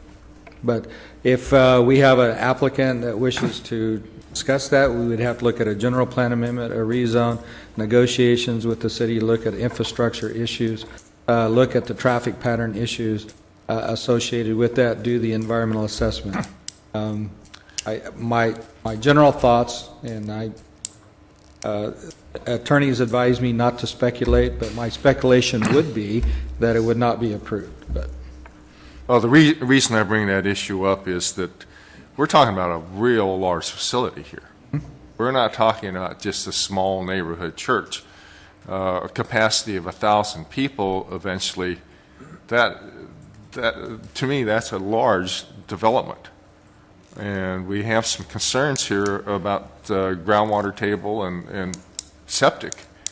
And I would like the answer to kind of maybe an estimate from the city of Dinuba. When can they hook this piece of this property up to their system? And being a farmer, I also see that a facility of this magnitude does affect my ability to farm in the immediate area because of the amount of people that are there and the days of operation. So those are the questions I have about this facility. And it's the same issue I had on Lover's Lane. I think we're extending development out into an area that is primarily agriculture, and I'm not real favorable to that. basically, when we receive an application, we review it within our current policies and our ordinances. And based upon that analysis and the public hearing, it was concluding that that use was a compatible use, and staff did recommend approval of the project. And now, should we tighten up what our policies are and our ordinances are relating to the size and intensity of a use that would go into an area such as this, and then certainly we would implement those modified policies and ordinances as well. I wonder if I might interject something here, and this might be to the project proponent, but we have a phase one, which is a smaller facility. We have a phase two, which is a larger facility. One approach would be to condition the phase two larger facility to connection with the sewer system or whatever to deal with those kinds of issues. I'm wondering if that would be an agreeable condition to the special use permit. My concern with that is that I have a limitation in the conditions as to how much time I have to be able to do phase two. So I'm a little concerned about that as to hooking up to the city. There is, you guys know as well as I do what the situation is of building right now and development. There is a subdivision that is planned directly to the east. Nobody, including the city of Dinuba, can control when they're going to do that. I mean, that may happen a year from now. There has been discussion of it, but it may not happen for 5 years. The school district is a separate entity, and they have indicated that they plan to forge ahead.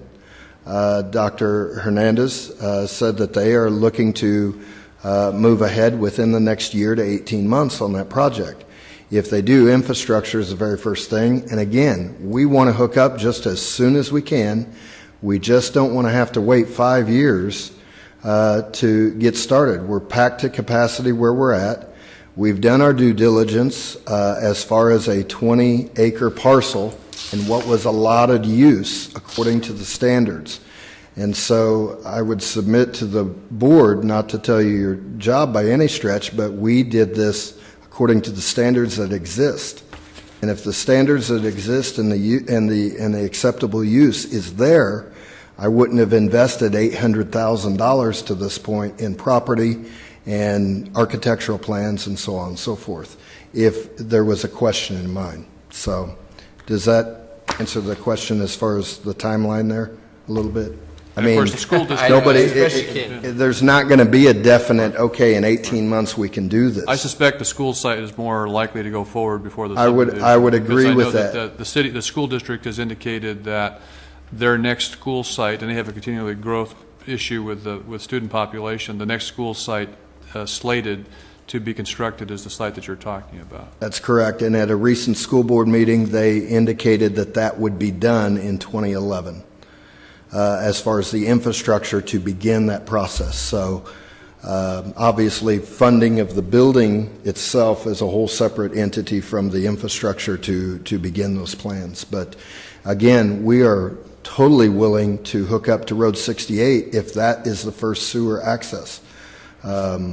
And remember, I realize that we're dealing with farming area, but my neighbors to the south do not farm immediately adjacent to my property. Their farming is further south. I do have one to the north, and that neighbor is great with it. And we have a great relationship, and he is on the property line with us. And,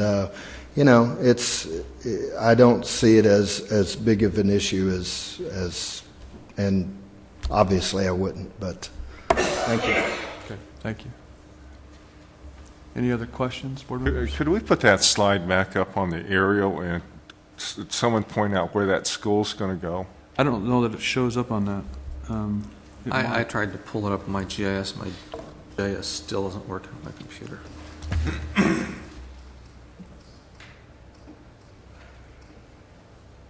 Oh, it'll be there. Is that the one you want? Well, we could use that one. I think that's the best.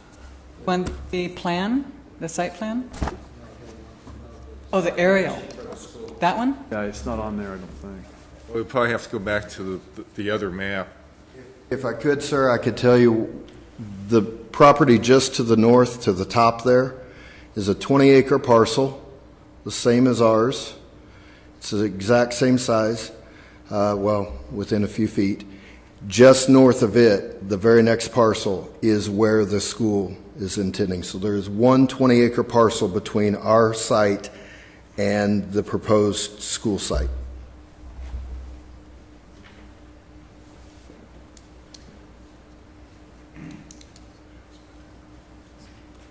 Any other questions of staff? Thank you. We have this matter set for closed session. Does anybody wish to take this to close? Is there any legal issues that we need to confer with our counsel about? Otherwise, we'll move forward with a motion. Well, before you make a motion, I want to state that to be consistent with my past practices, it's not intentionally against your church, but I still think we have some issues with large developments going out into agricultural properties at this point in time. Your circumstance may be a little different because there's a group that we do not have land authority over, and that's the school district, which complicates the whole matter. And if you look at the city limits of Dinuba, I wish it was squared off and you would already be in the city limits. So do I. Okay. If I can, as I read through the conditions, I see the city of Dinuba did request that they use some of the city standards during the building, and staff determined there was no essential nexus for those conditions. I kind of disagree with that. Some of them seem to be rather simple, like screening equipment, so forth. So, I see issues with this. Seeing how many people there could be there, how many cars, I see a need to have them pave the parking lot, put the appropriate fences and shrubbery and trees up as they go. I know it's an extra expense, but it would be more palatable to me to see that done as part of phase one. Finishing that project off would be less impact on the neighbors, but it's hard to overlook our rules that we have in place now, and that's what this is being judged by, is all of everything that's in the book right now.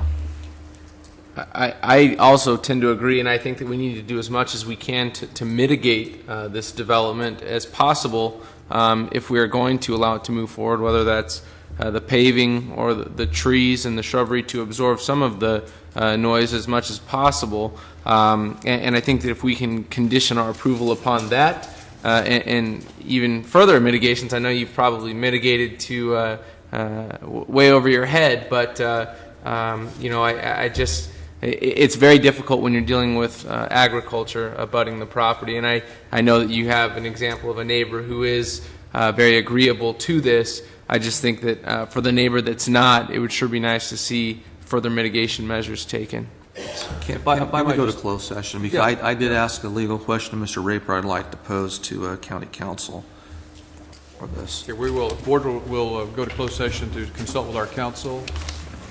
We're adjourning regarding item A.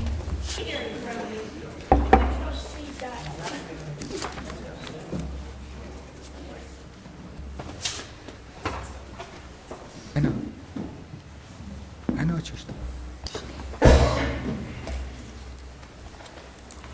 Board is back in session after consultation with our council. Ms. Free, you were trying to say something. Did you want to make some final comment to us before we deliberate up here? I just heard a lot of mitigation on noise and stuff, and I want to make sure that you know that I have a private ditch that runs, that would probably be affected by the temporary road that they would build on road coming into the church. So I thought if you'd put some mitigation in there, and then. Well, I'm only going to respond in this way. If anything happened to that, it would be the obligation of whoever created the problem to fix that. It. So okay. that's just, that's part of, you have a property right there, and if someone damaged your property right, you have a right to get it fixed. It might be not your property right, it might be the Alta Irrigations, but I'm sure. No, it's a private ditch. Private, then it'd be the obligation to get it fixed. Okay, just want to make everybody aware that this, and then everybody does know that Mr. Wallace is the mayor of the city of Dinuba? I don't know if everybody knows that, but some of us do. Okay, make sure that everybody knows that. Okay. Thank you. Thank you. Okay, I believe there was some.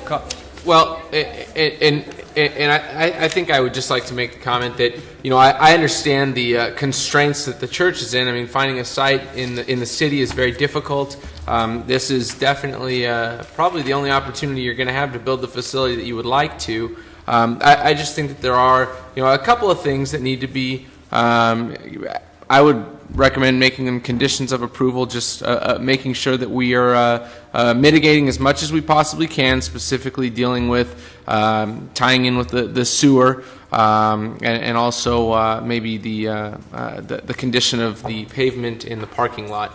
And with that, I would be more favorable to approving this, but I think to give staff the time necessary to put that together, I would like to make a motion to continue this matter so that we can get this all situated, communicate more with the city of Dinuba and the school district, and then come back with all information so that we can make a decision at that time. So I would move that we continue this matter. How much time would you need, Jake? Staff would request a minimum of 2 weeks. Okay. Continue this matter for 2 weeks. March 16th would be that board meeting date. We have a motion, and Mr. Cox wanted to make a comment. If I could be more specific, what I'd like to see in Phase 2, there's never a mention of finalizing the parking lot. So I would like to see added as Phase 2, that when Phase 2 is at the completion of Phase, or part of the completion of Phase 2 would include all the parking lots being finalized as in a final condition, including the asphalt cap, storm drain lines installed, and that would, I'd like to see more trees and block wall, but I don't want to make that a condition at this time. Is there a second to the motion? I'll second that. There's a motion and a second, and I think maybe it wasn't stated, but part of this is also to give the applicant and our staff an opportunity to review mitigation measures that they would present back to us, perhaps. Motion and a second. Any further discussion? If not, please cast your votes. Votes are unanimous. Continued matter for 2 weeks, and it'll be brought back to the Board of Supervisors and not go back to the Planning Commission. Okay. Thank you. All right, now it takes us to our next timed item, which is another public hearing, item number 5, which is a request from the Resource Management Agency to certify it has reviewed and considered the information contained in the negative declaration for proposed change of zone PZ 09-001. Good morning. Good morning, Chairman Worthley, Supervisors. Dana Metlin with the Resource Management Agency. This morning, I bring before your board a request for a change of zone from the AE20 exclusive agricultural 20-acre minimum to the M1SR light manufacturing site review on a 4.33-acre parcel. Property is located on the east side of State Route 65, halfway between Lindsay and Strathmore. It is zoned AE20 and contains a 5,000 square foot metal shop building, fuel tanks, sheds, 2 mobile homes, and the equipment and vehicles necessary for the daily operation of the existing business. The subject site is currently operating as a contractor storage yard that was granted a special use permit in 1992. Steelex Industrial, Inc. is a full-service contractor that erects prefabricated metal buildings for dairies, packing houses, cold storage facilities, and other agriculturally related industries in the central San Joaquin Valley. Their services include steel buildings, roll-up doors, truck docks, earthworks, parking lots, etc. The intensity of use at the site has expanded beyond that which was originally approved by the special use permit, and a code violation was issued for manufacturing in the wrong zone. The fabrication activities include welding, cutting, sanding, and retrofitting. Code compliance determined that these activities constitute manufacturing, which is not allowed under the existing special use permit, and thus the issuance of the violation occurred.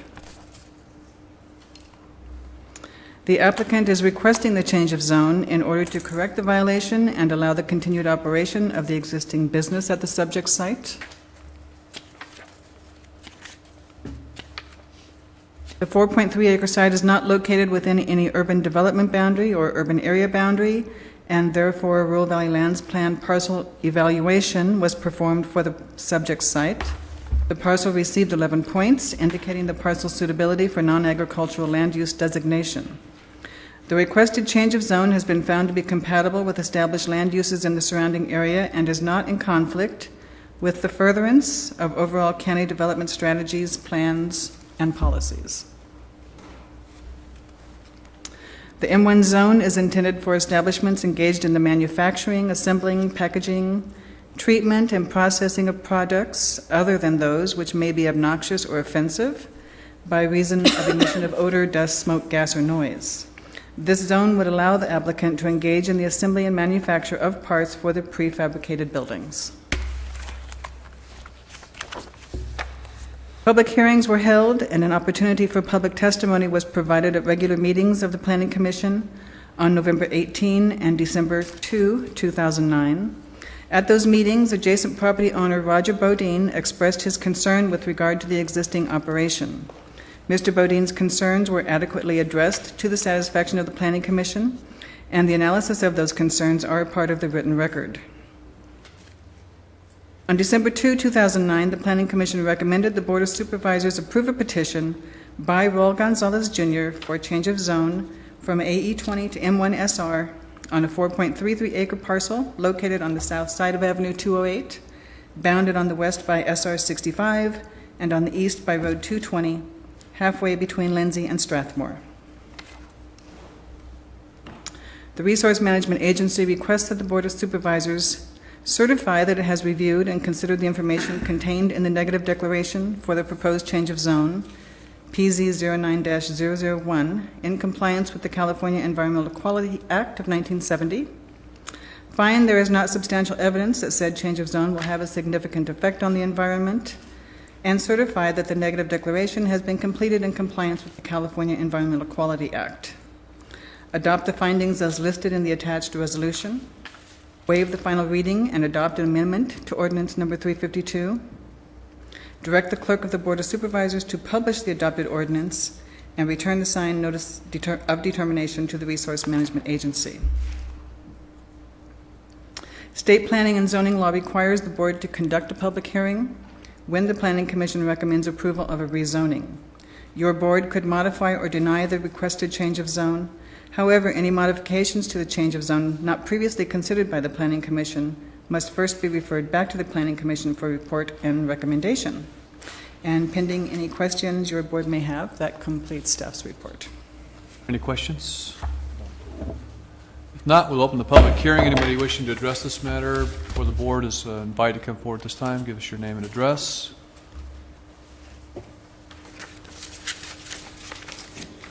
Morning, sir. Good morning, Board of Supervisors, Mr. Chairman. My name is Raul Gonzalez. I own SteelX Company there in Lindsay.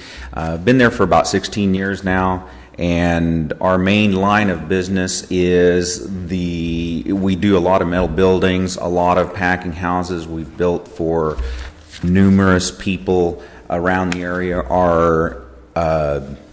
We build probably 90% of our building is within the Tulare County district, and we have been able to maintain the amount of employees that we had during the period of when the building boom was going on, which we're pretty proud of. But I can see it coming to an end if I can't have this rezoned. And because hand in hand, part of the manufacturing goes hand in hand with the rest of it. So if we can't come to terms with it, then we're going to have to at least cut down probably by half. We've been a good construction company there. We've built in excess of 800 buildings. And like I said, we'll have to look to other avenues if we can't come to terms with this. But this is what I'm doing here today, and I ask that the board approve this. So if you have any questions, I'd like to answer them. Any questions? Doesn't appear any. Thank you. Thank you. Anybody else wishing to address this? Close the public hearing and bring it back to the board for consideration action. Move for approval. I'll second that. A motion by Supervisor Ennis, seconded by Supervisor Vanderpool. Please cast your votes. Votes are unanimous. Approval. And that will take us to item number 6, another public hearing. Request from the RMA to consider vacation of Avenue 108 between Road 270 and Road 272, alignment northeast of the community of Terabella. Mr. Chairman? Yes. I need to make a statement. I'd like to voluntarily recuse myself from participation in this matter. The roadway in question lies within my district boundaries, although I sincerely believe I could hear this matter impartially and make a decision based upon the evidence presented before the board at these proceedings. I have had several discussions over the past year or two with the property owner and others in the area regarding this portion of Avenue 108. Consequently, to avoid the impression that I would be biased in this decision made today, I recuse myself from this proceedings in this matter in order to protect the integrity of this board's decision and to reassure the parties that they will receive a fair and impartial hearing. I have not discussed these merits of this matter with any other board members. Thank you. Okay, thank you. Record will reflect that Mr. Ennis has left the dais, if not the building. And proceed, Mr. Fussell. Good morning, Board. Brett Fussell, Assistant Director with the Resource Management Agency. And as was identified in the introduction of the item, this is a request to vacate Avenue 108 between Road 270 and Road 272. This item was first presented to you on January 12th of this year. At that time, counsel for the petitioner requested that the item be continued. The owner, the petitioner is Mr. Lyle Babcock, who owns Deer Creek Heights Ranch, which borders the subject right-of-way. The location is southeast of the city of Porterville and northeast of the community of Terabella. And there's the specific for the area. They're actually 272 alignment is right here. 270 is right here, even though this map does not show it. The road does still exist. Here are some pictures of the area. This is standing at 270 looking eastward up the Avenue 108 alignment. This is looking west from the 272 alignment. This is midway or approximately midway on the 108 alignment looking west. You can see that the area is planted in orange trees, and this is generally the same location looking east. The Avenue 108 right-of-way was dedicated by the Deer Creek Heights map back in 1912. The parcels in the area are currently zoned AE10. Even though the road is a public right-of-way that still exists, it is not in the maintained mileage system, and as you could tell, it currently is not paved. The road does provide direct county access to a parcel or two parcels to the east. There was a parcel map that was approved for development of parcels that are to the east of this site.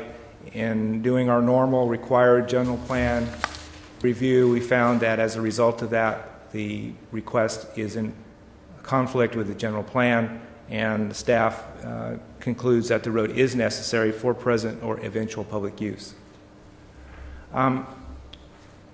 As I indicated, there was a map, parcel map 07088, subdivided parcels to the east of this road area into 12 agricultural parcels. That map in and of itself also includes irrevocable offers of dedication for the continuation of Avenue 108 east and Road 272 north along the west boundary of the parcel map. If the vacation was approved, then public access to these parcels would be eliminated, and owners of the parcels that will lose access did not sign the petition. It was other property owners in the area. Again, the parcel map area was right in this area right here, and this is the PPM 07088 that was approved. And unfortunately, in your PowerPoint package, that page did not print for some reason. There should be 11 by 17 representation of this in your dais, the dais. Here's an aerial showing how the current cropping patterns are for the area. These proceedings are being undertaken pursuant to the Streets and Highways Code, Section 8300 at SEC. The petition was filed pursuant to Section 8321. Staff published and posted notice pursuant to Sections 8322 and 8323. We took a look at general plan conformity, which is required by 8313, and found that it was in conflict with the general plan. And this morning is the public hearing pursuant to Section 8324. With that, because of the access that this road provides to the property to the east, that has a preliminary or tentative parcel map on it, staff is recommending denial of this request for the vacation of 108.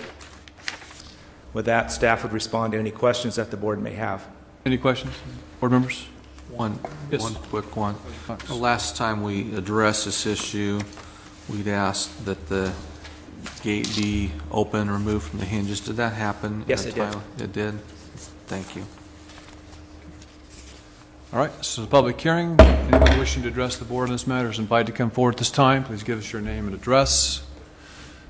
Morning, sir.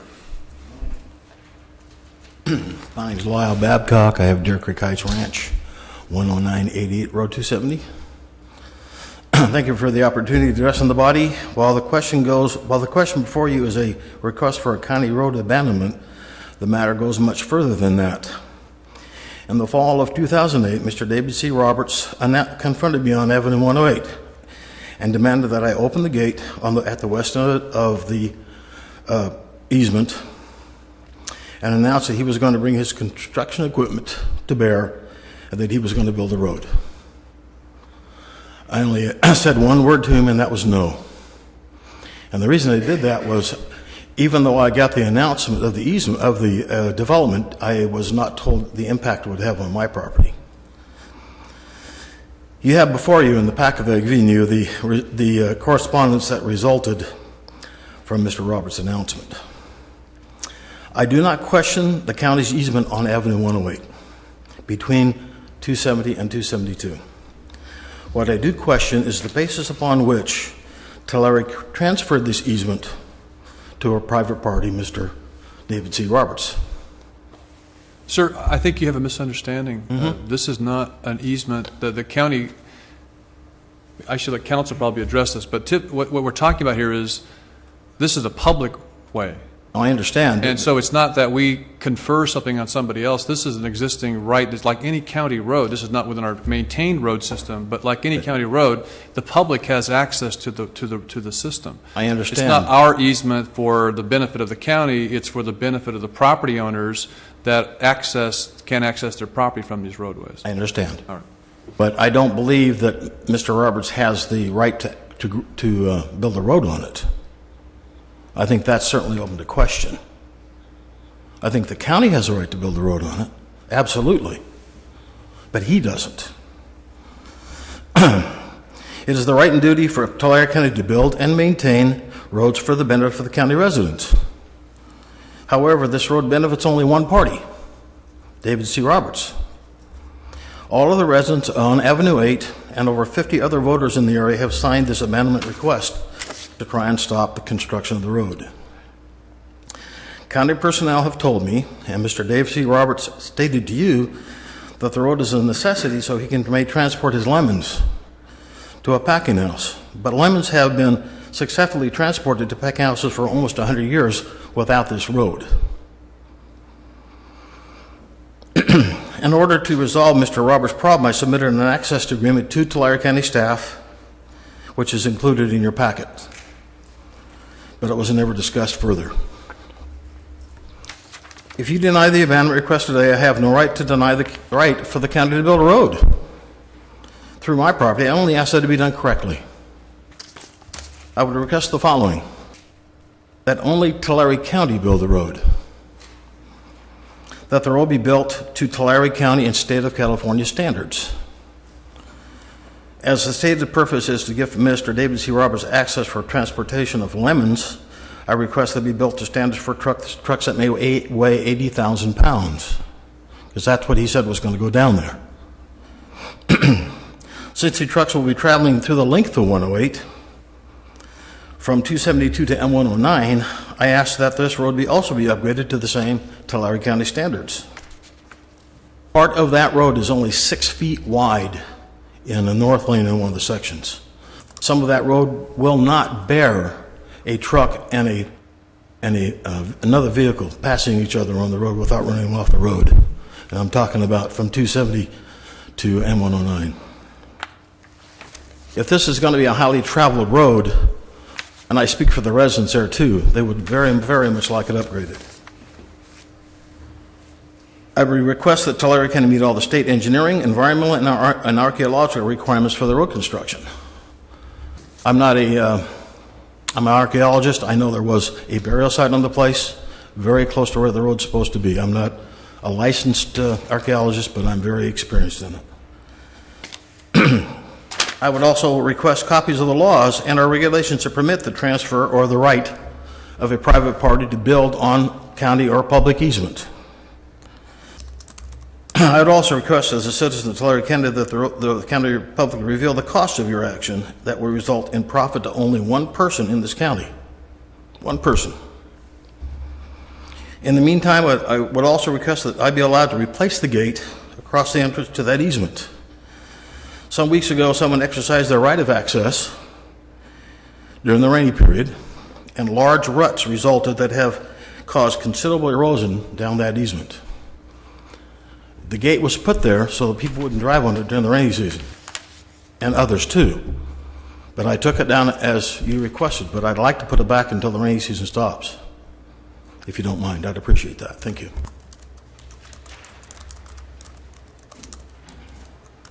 Morning. Good morning, gentlemen. I'm Star Warson. Again, I represent Deer Creek Heights Ranch Incorporated, and I'm going to pass out to you a simplified map or graphic that I'll speak to. But I wanted the opportunity to address certain statements made by staff in this. The statement that the Tulare County road section that we're talking about, quote, provides the only direct county road access to properties to the east. Misleading. great word crafting. As an attorney, I understand that, but it's misleading because it says it's the only direct county road, and that's true. However, down a little bit lower, it says there is a 50-foot wide private vehicular access easement, which is by deed, that if you go back to the deeds, it started in about 1908, when they started dividing all these properties up. So there is 50-foot wide access, has been there forever and ever, for this one parcel that I've labeled in my graphic R7. And that is from the north. Now, the parcel map that they talk about, offering an irrevocable offer of dedication for the extension of Avenue 108 alignment. This is an irrevocable easement on the south side of the R7 property, 25 feet. That's not wide enough. You would have to go by eminent domain on Mr. Van Der Eek's property to the south and get the required 50 feet. Not necessarily meaningful at that point. Offering an irrevocable easement that isn't wide enough doesn't matter. Okay, so it's basically worthless. The staff says that access would be lost to the property owners, with an S plural, to the east, if this roadway is vacated. That's untrue. There's only one property owner, it's R7, nobody else. And R7 has access again from the north. The gate that seems to be one of the headlining issues has been there for probably, Mr. Babcock estimates, probably about 100 years. The trees that have been planted there on the south side and on the north side on the Babcock property have been there, he quotes, over 100 years. This road has not been used for 100 years. Now, all of a sudden, we have trees that are in the way that have to be removed for this right of access.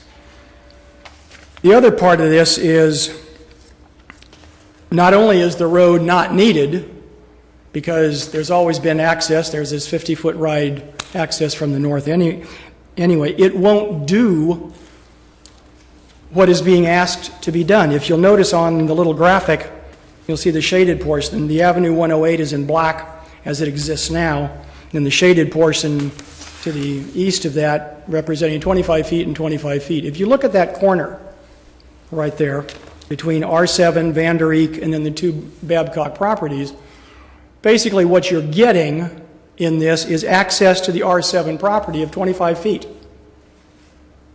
Because the other 25 feet is on the Van Der Eek side. So your gate that has to go into the R7 property is 25 feet. Semi-truck and trailer can't go through there. Semi-trucks and trailers that like go by Mr. Ishida's house and my house every day require more than 25 feet.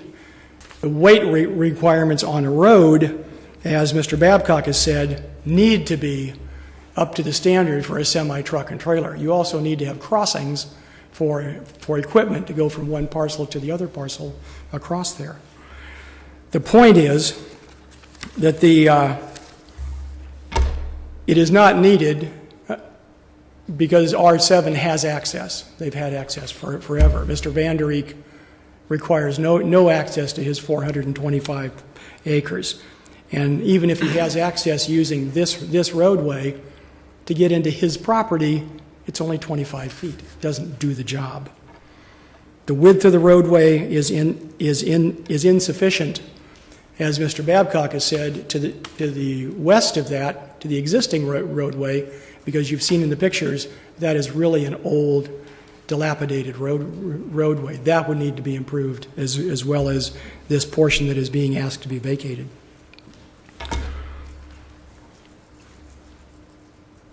The quality of the roadway is the next step, but as far as vacation of this roadway that the county has, nobody wants it but R7.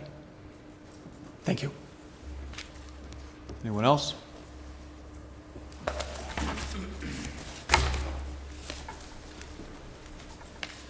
Good morning.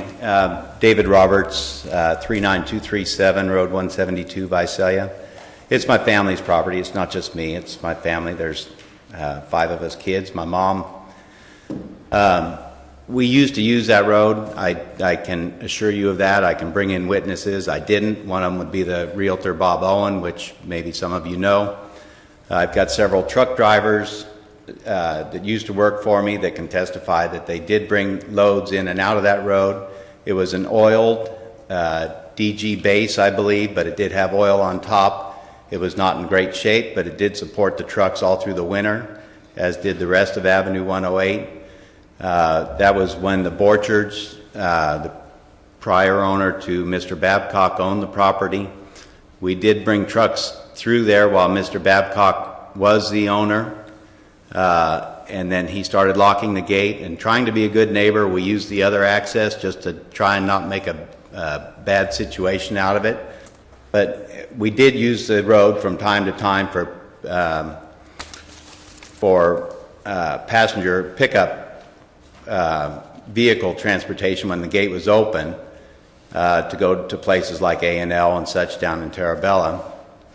It's not, Mr. Vander Eyck does have access to the property just to the south of us.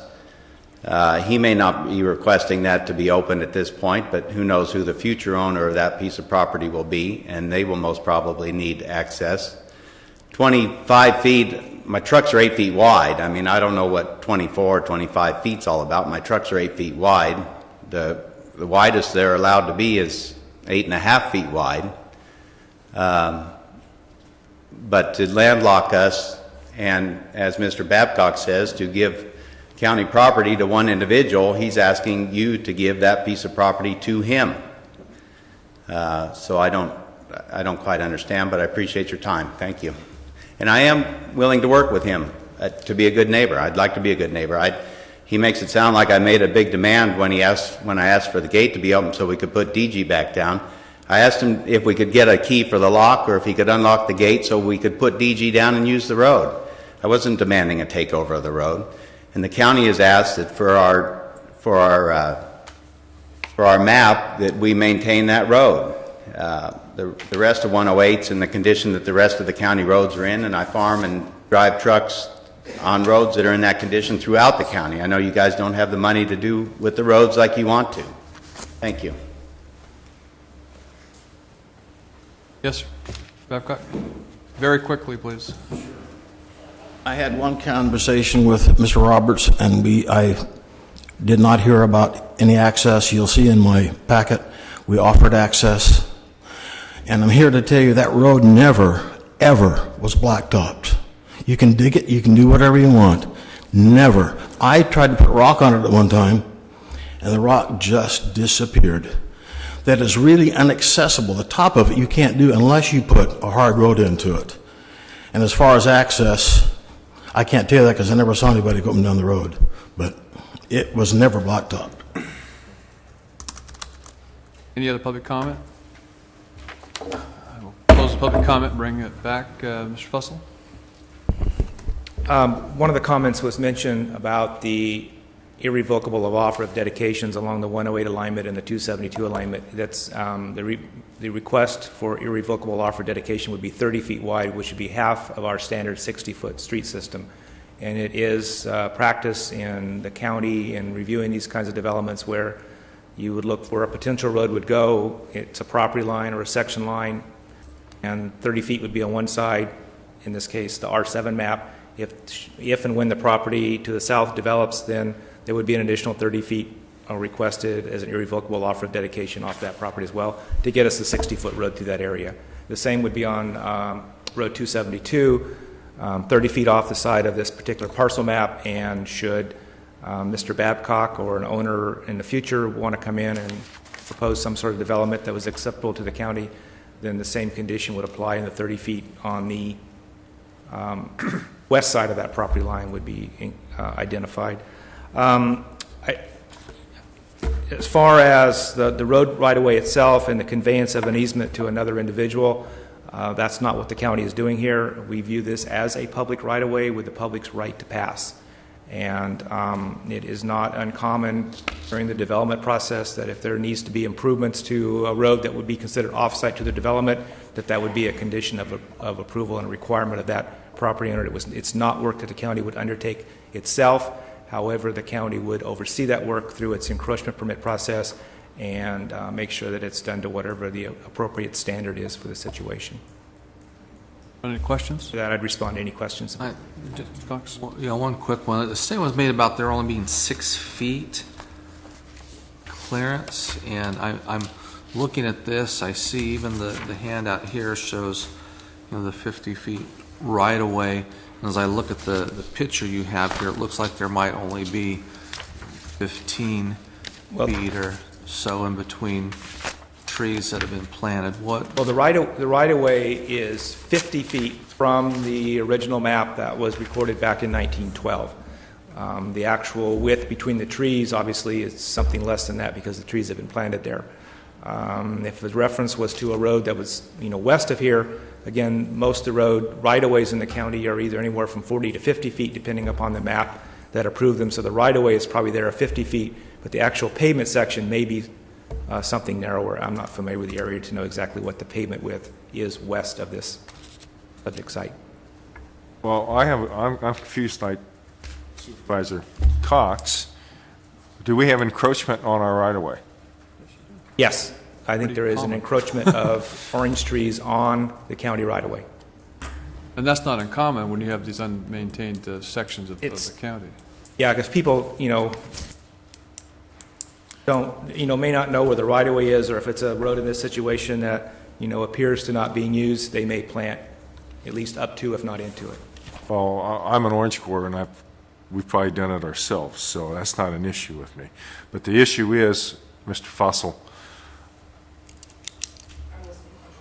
okay, there's been a subdivision map, correct? Is the subdivision map, has it been approved?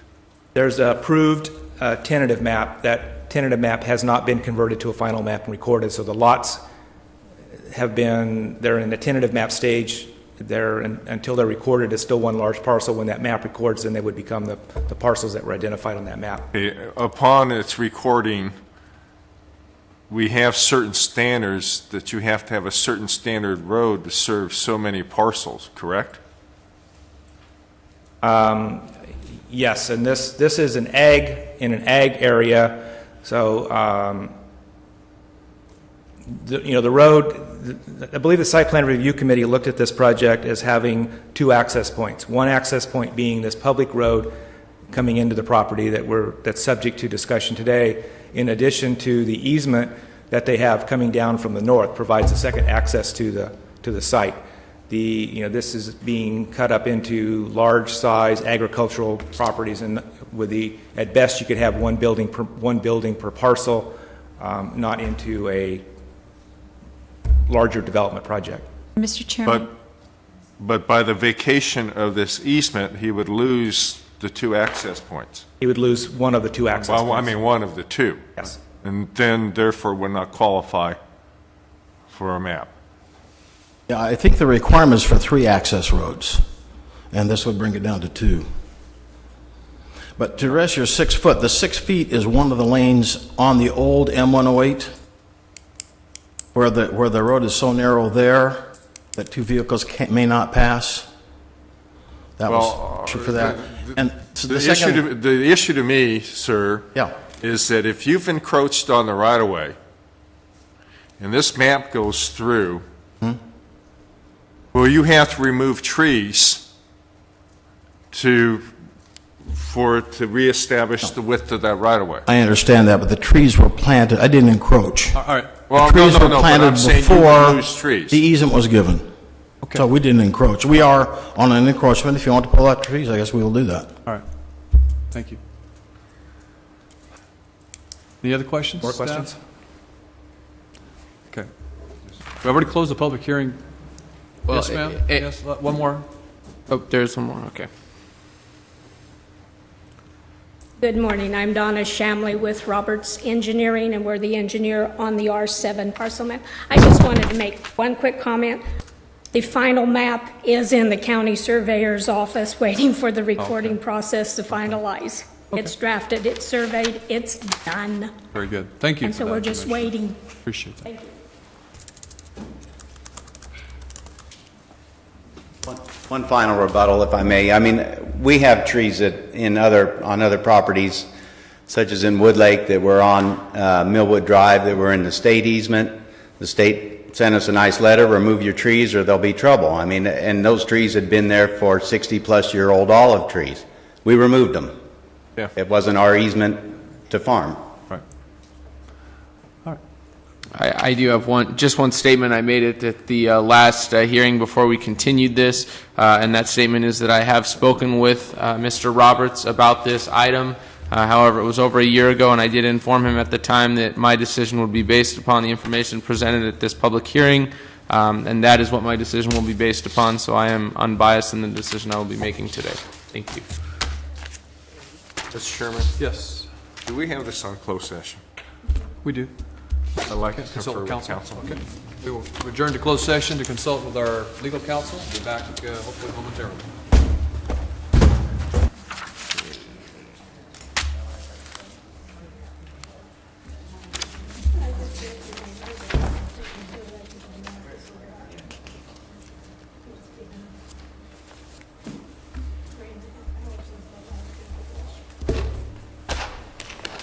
I'll make the motion.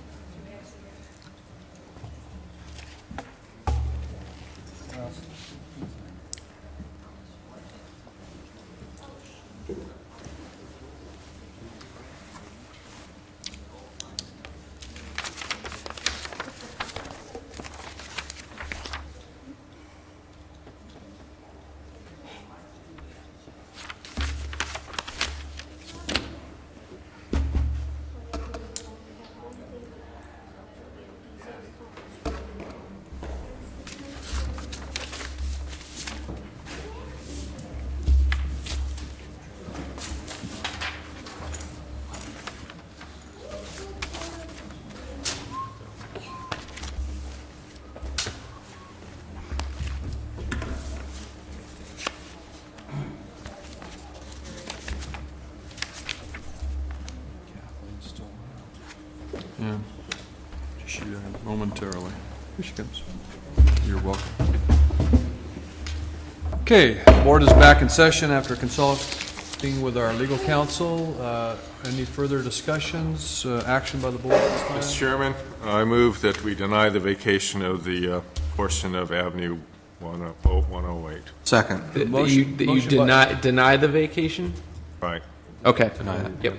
So the motion was by Supervisor Sheeta, seconded by Supervisor Cox. Please cast your votes. Vote is 4-0. Ennis abstaining from this vote. So that will take care of that matter, and that will bring us to item number 50, which is the appointment of members to the Teviston Community Services District. And I'm going to turn this matter over to Supervisor Vanderpool, whose district this Teviston area is. Okay, and are we going to get Supervisor Ennis to come back in here for this matter? Here he comes. He's on his way. Okay.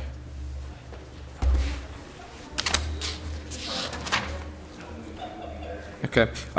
Just real quick, to go over a little bit of what this item deals with, down in a community known as Teviston, which is between Pixley and Early Mart and is in my district.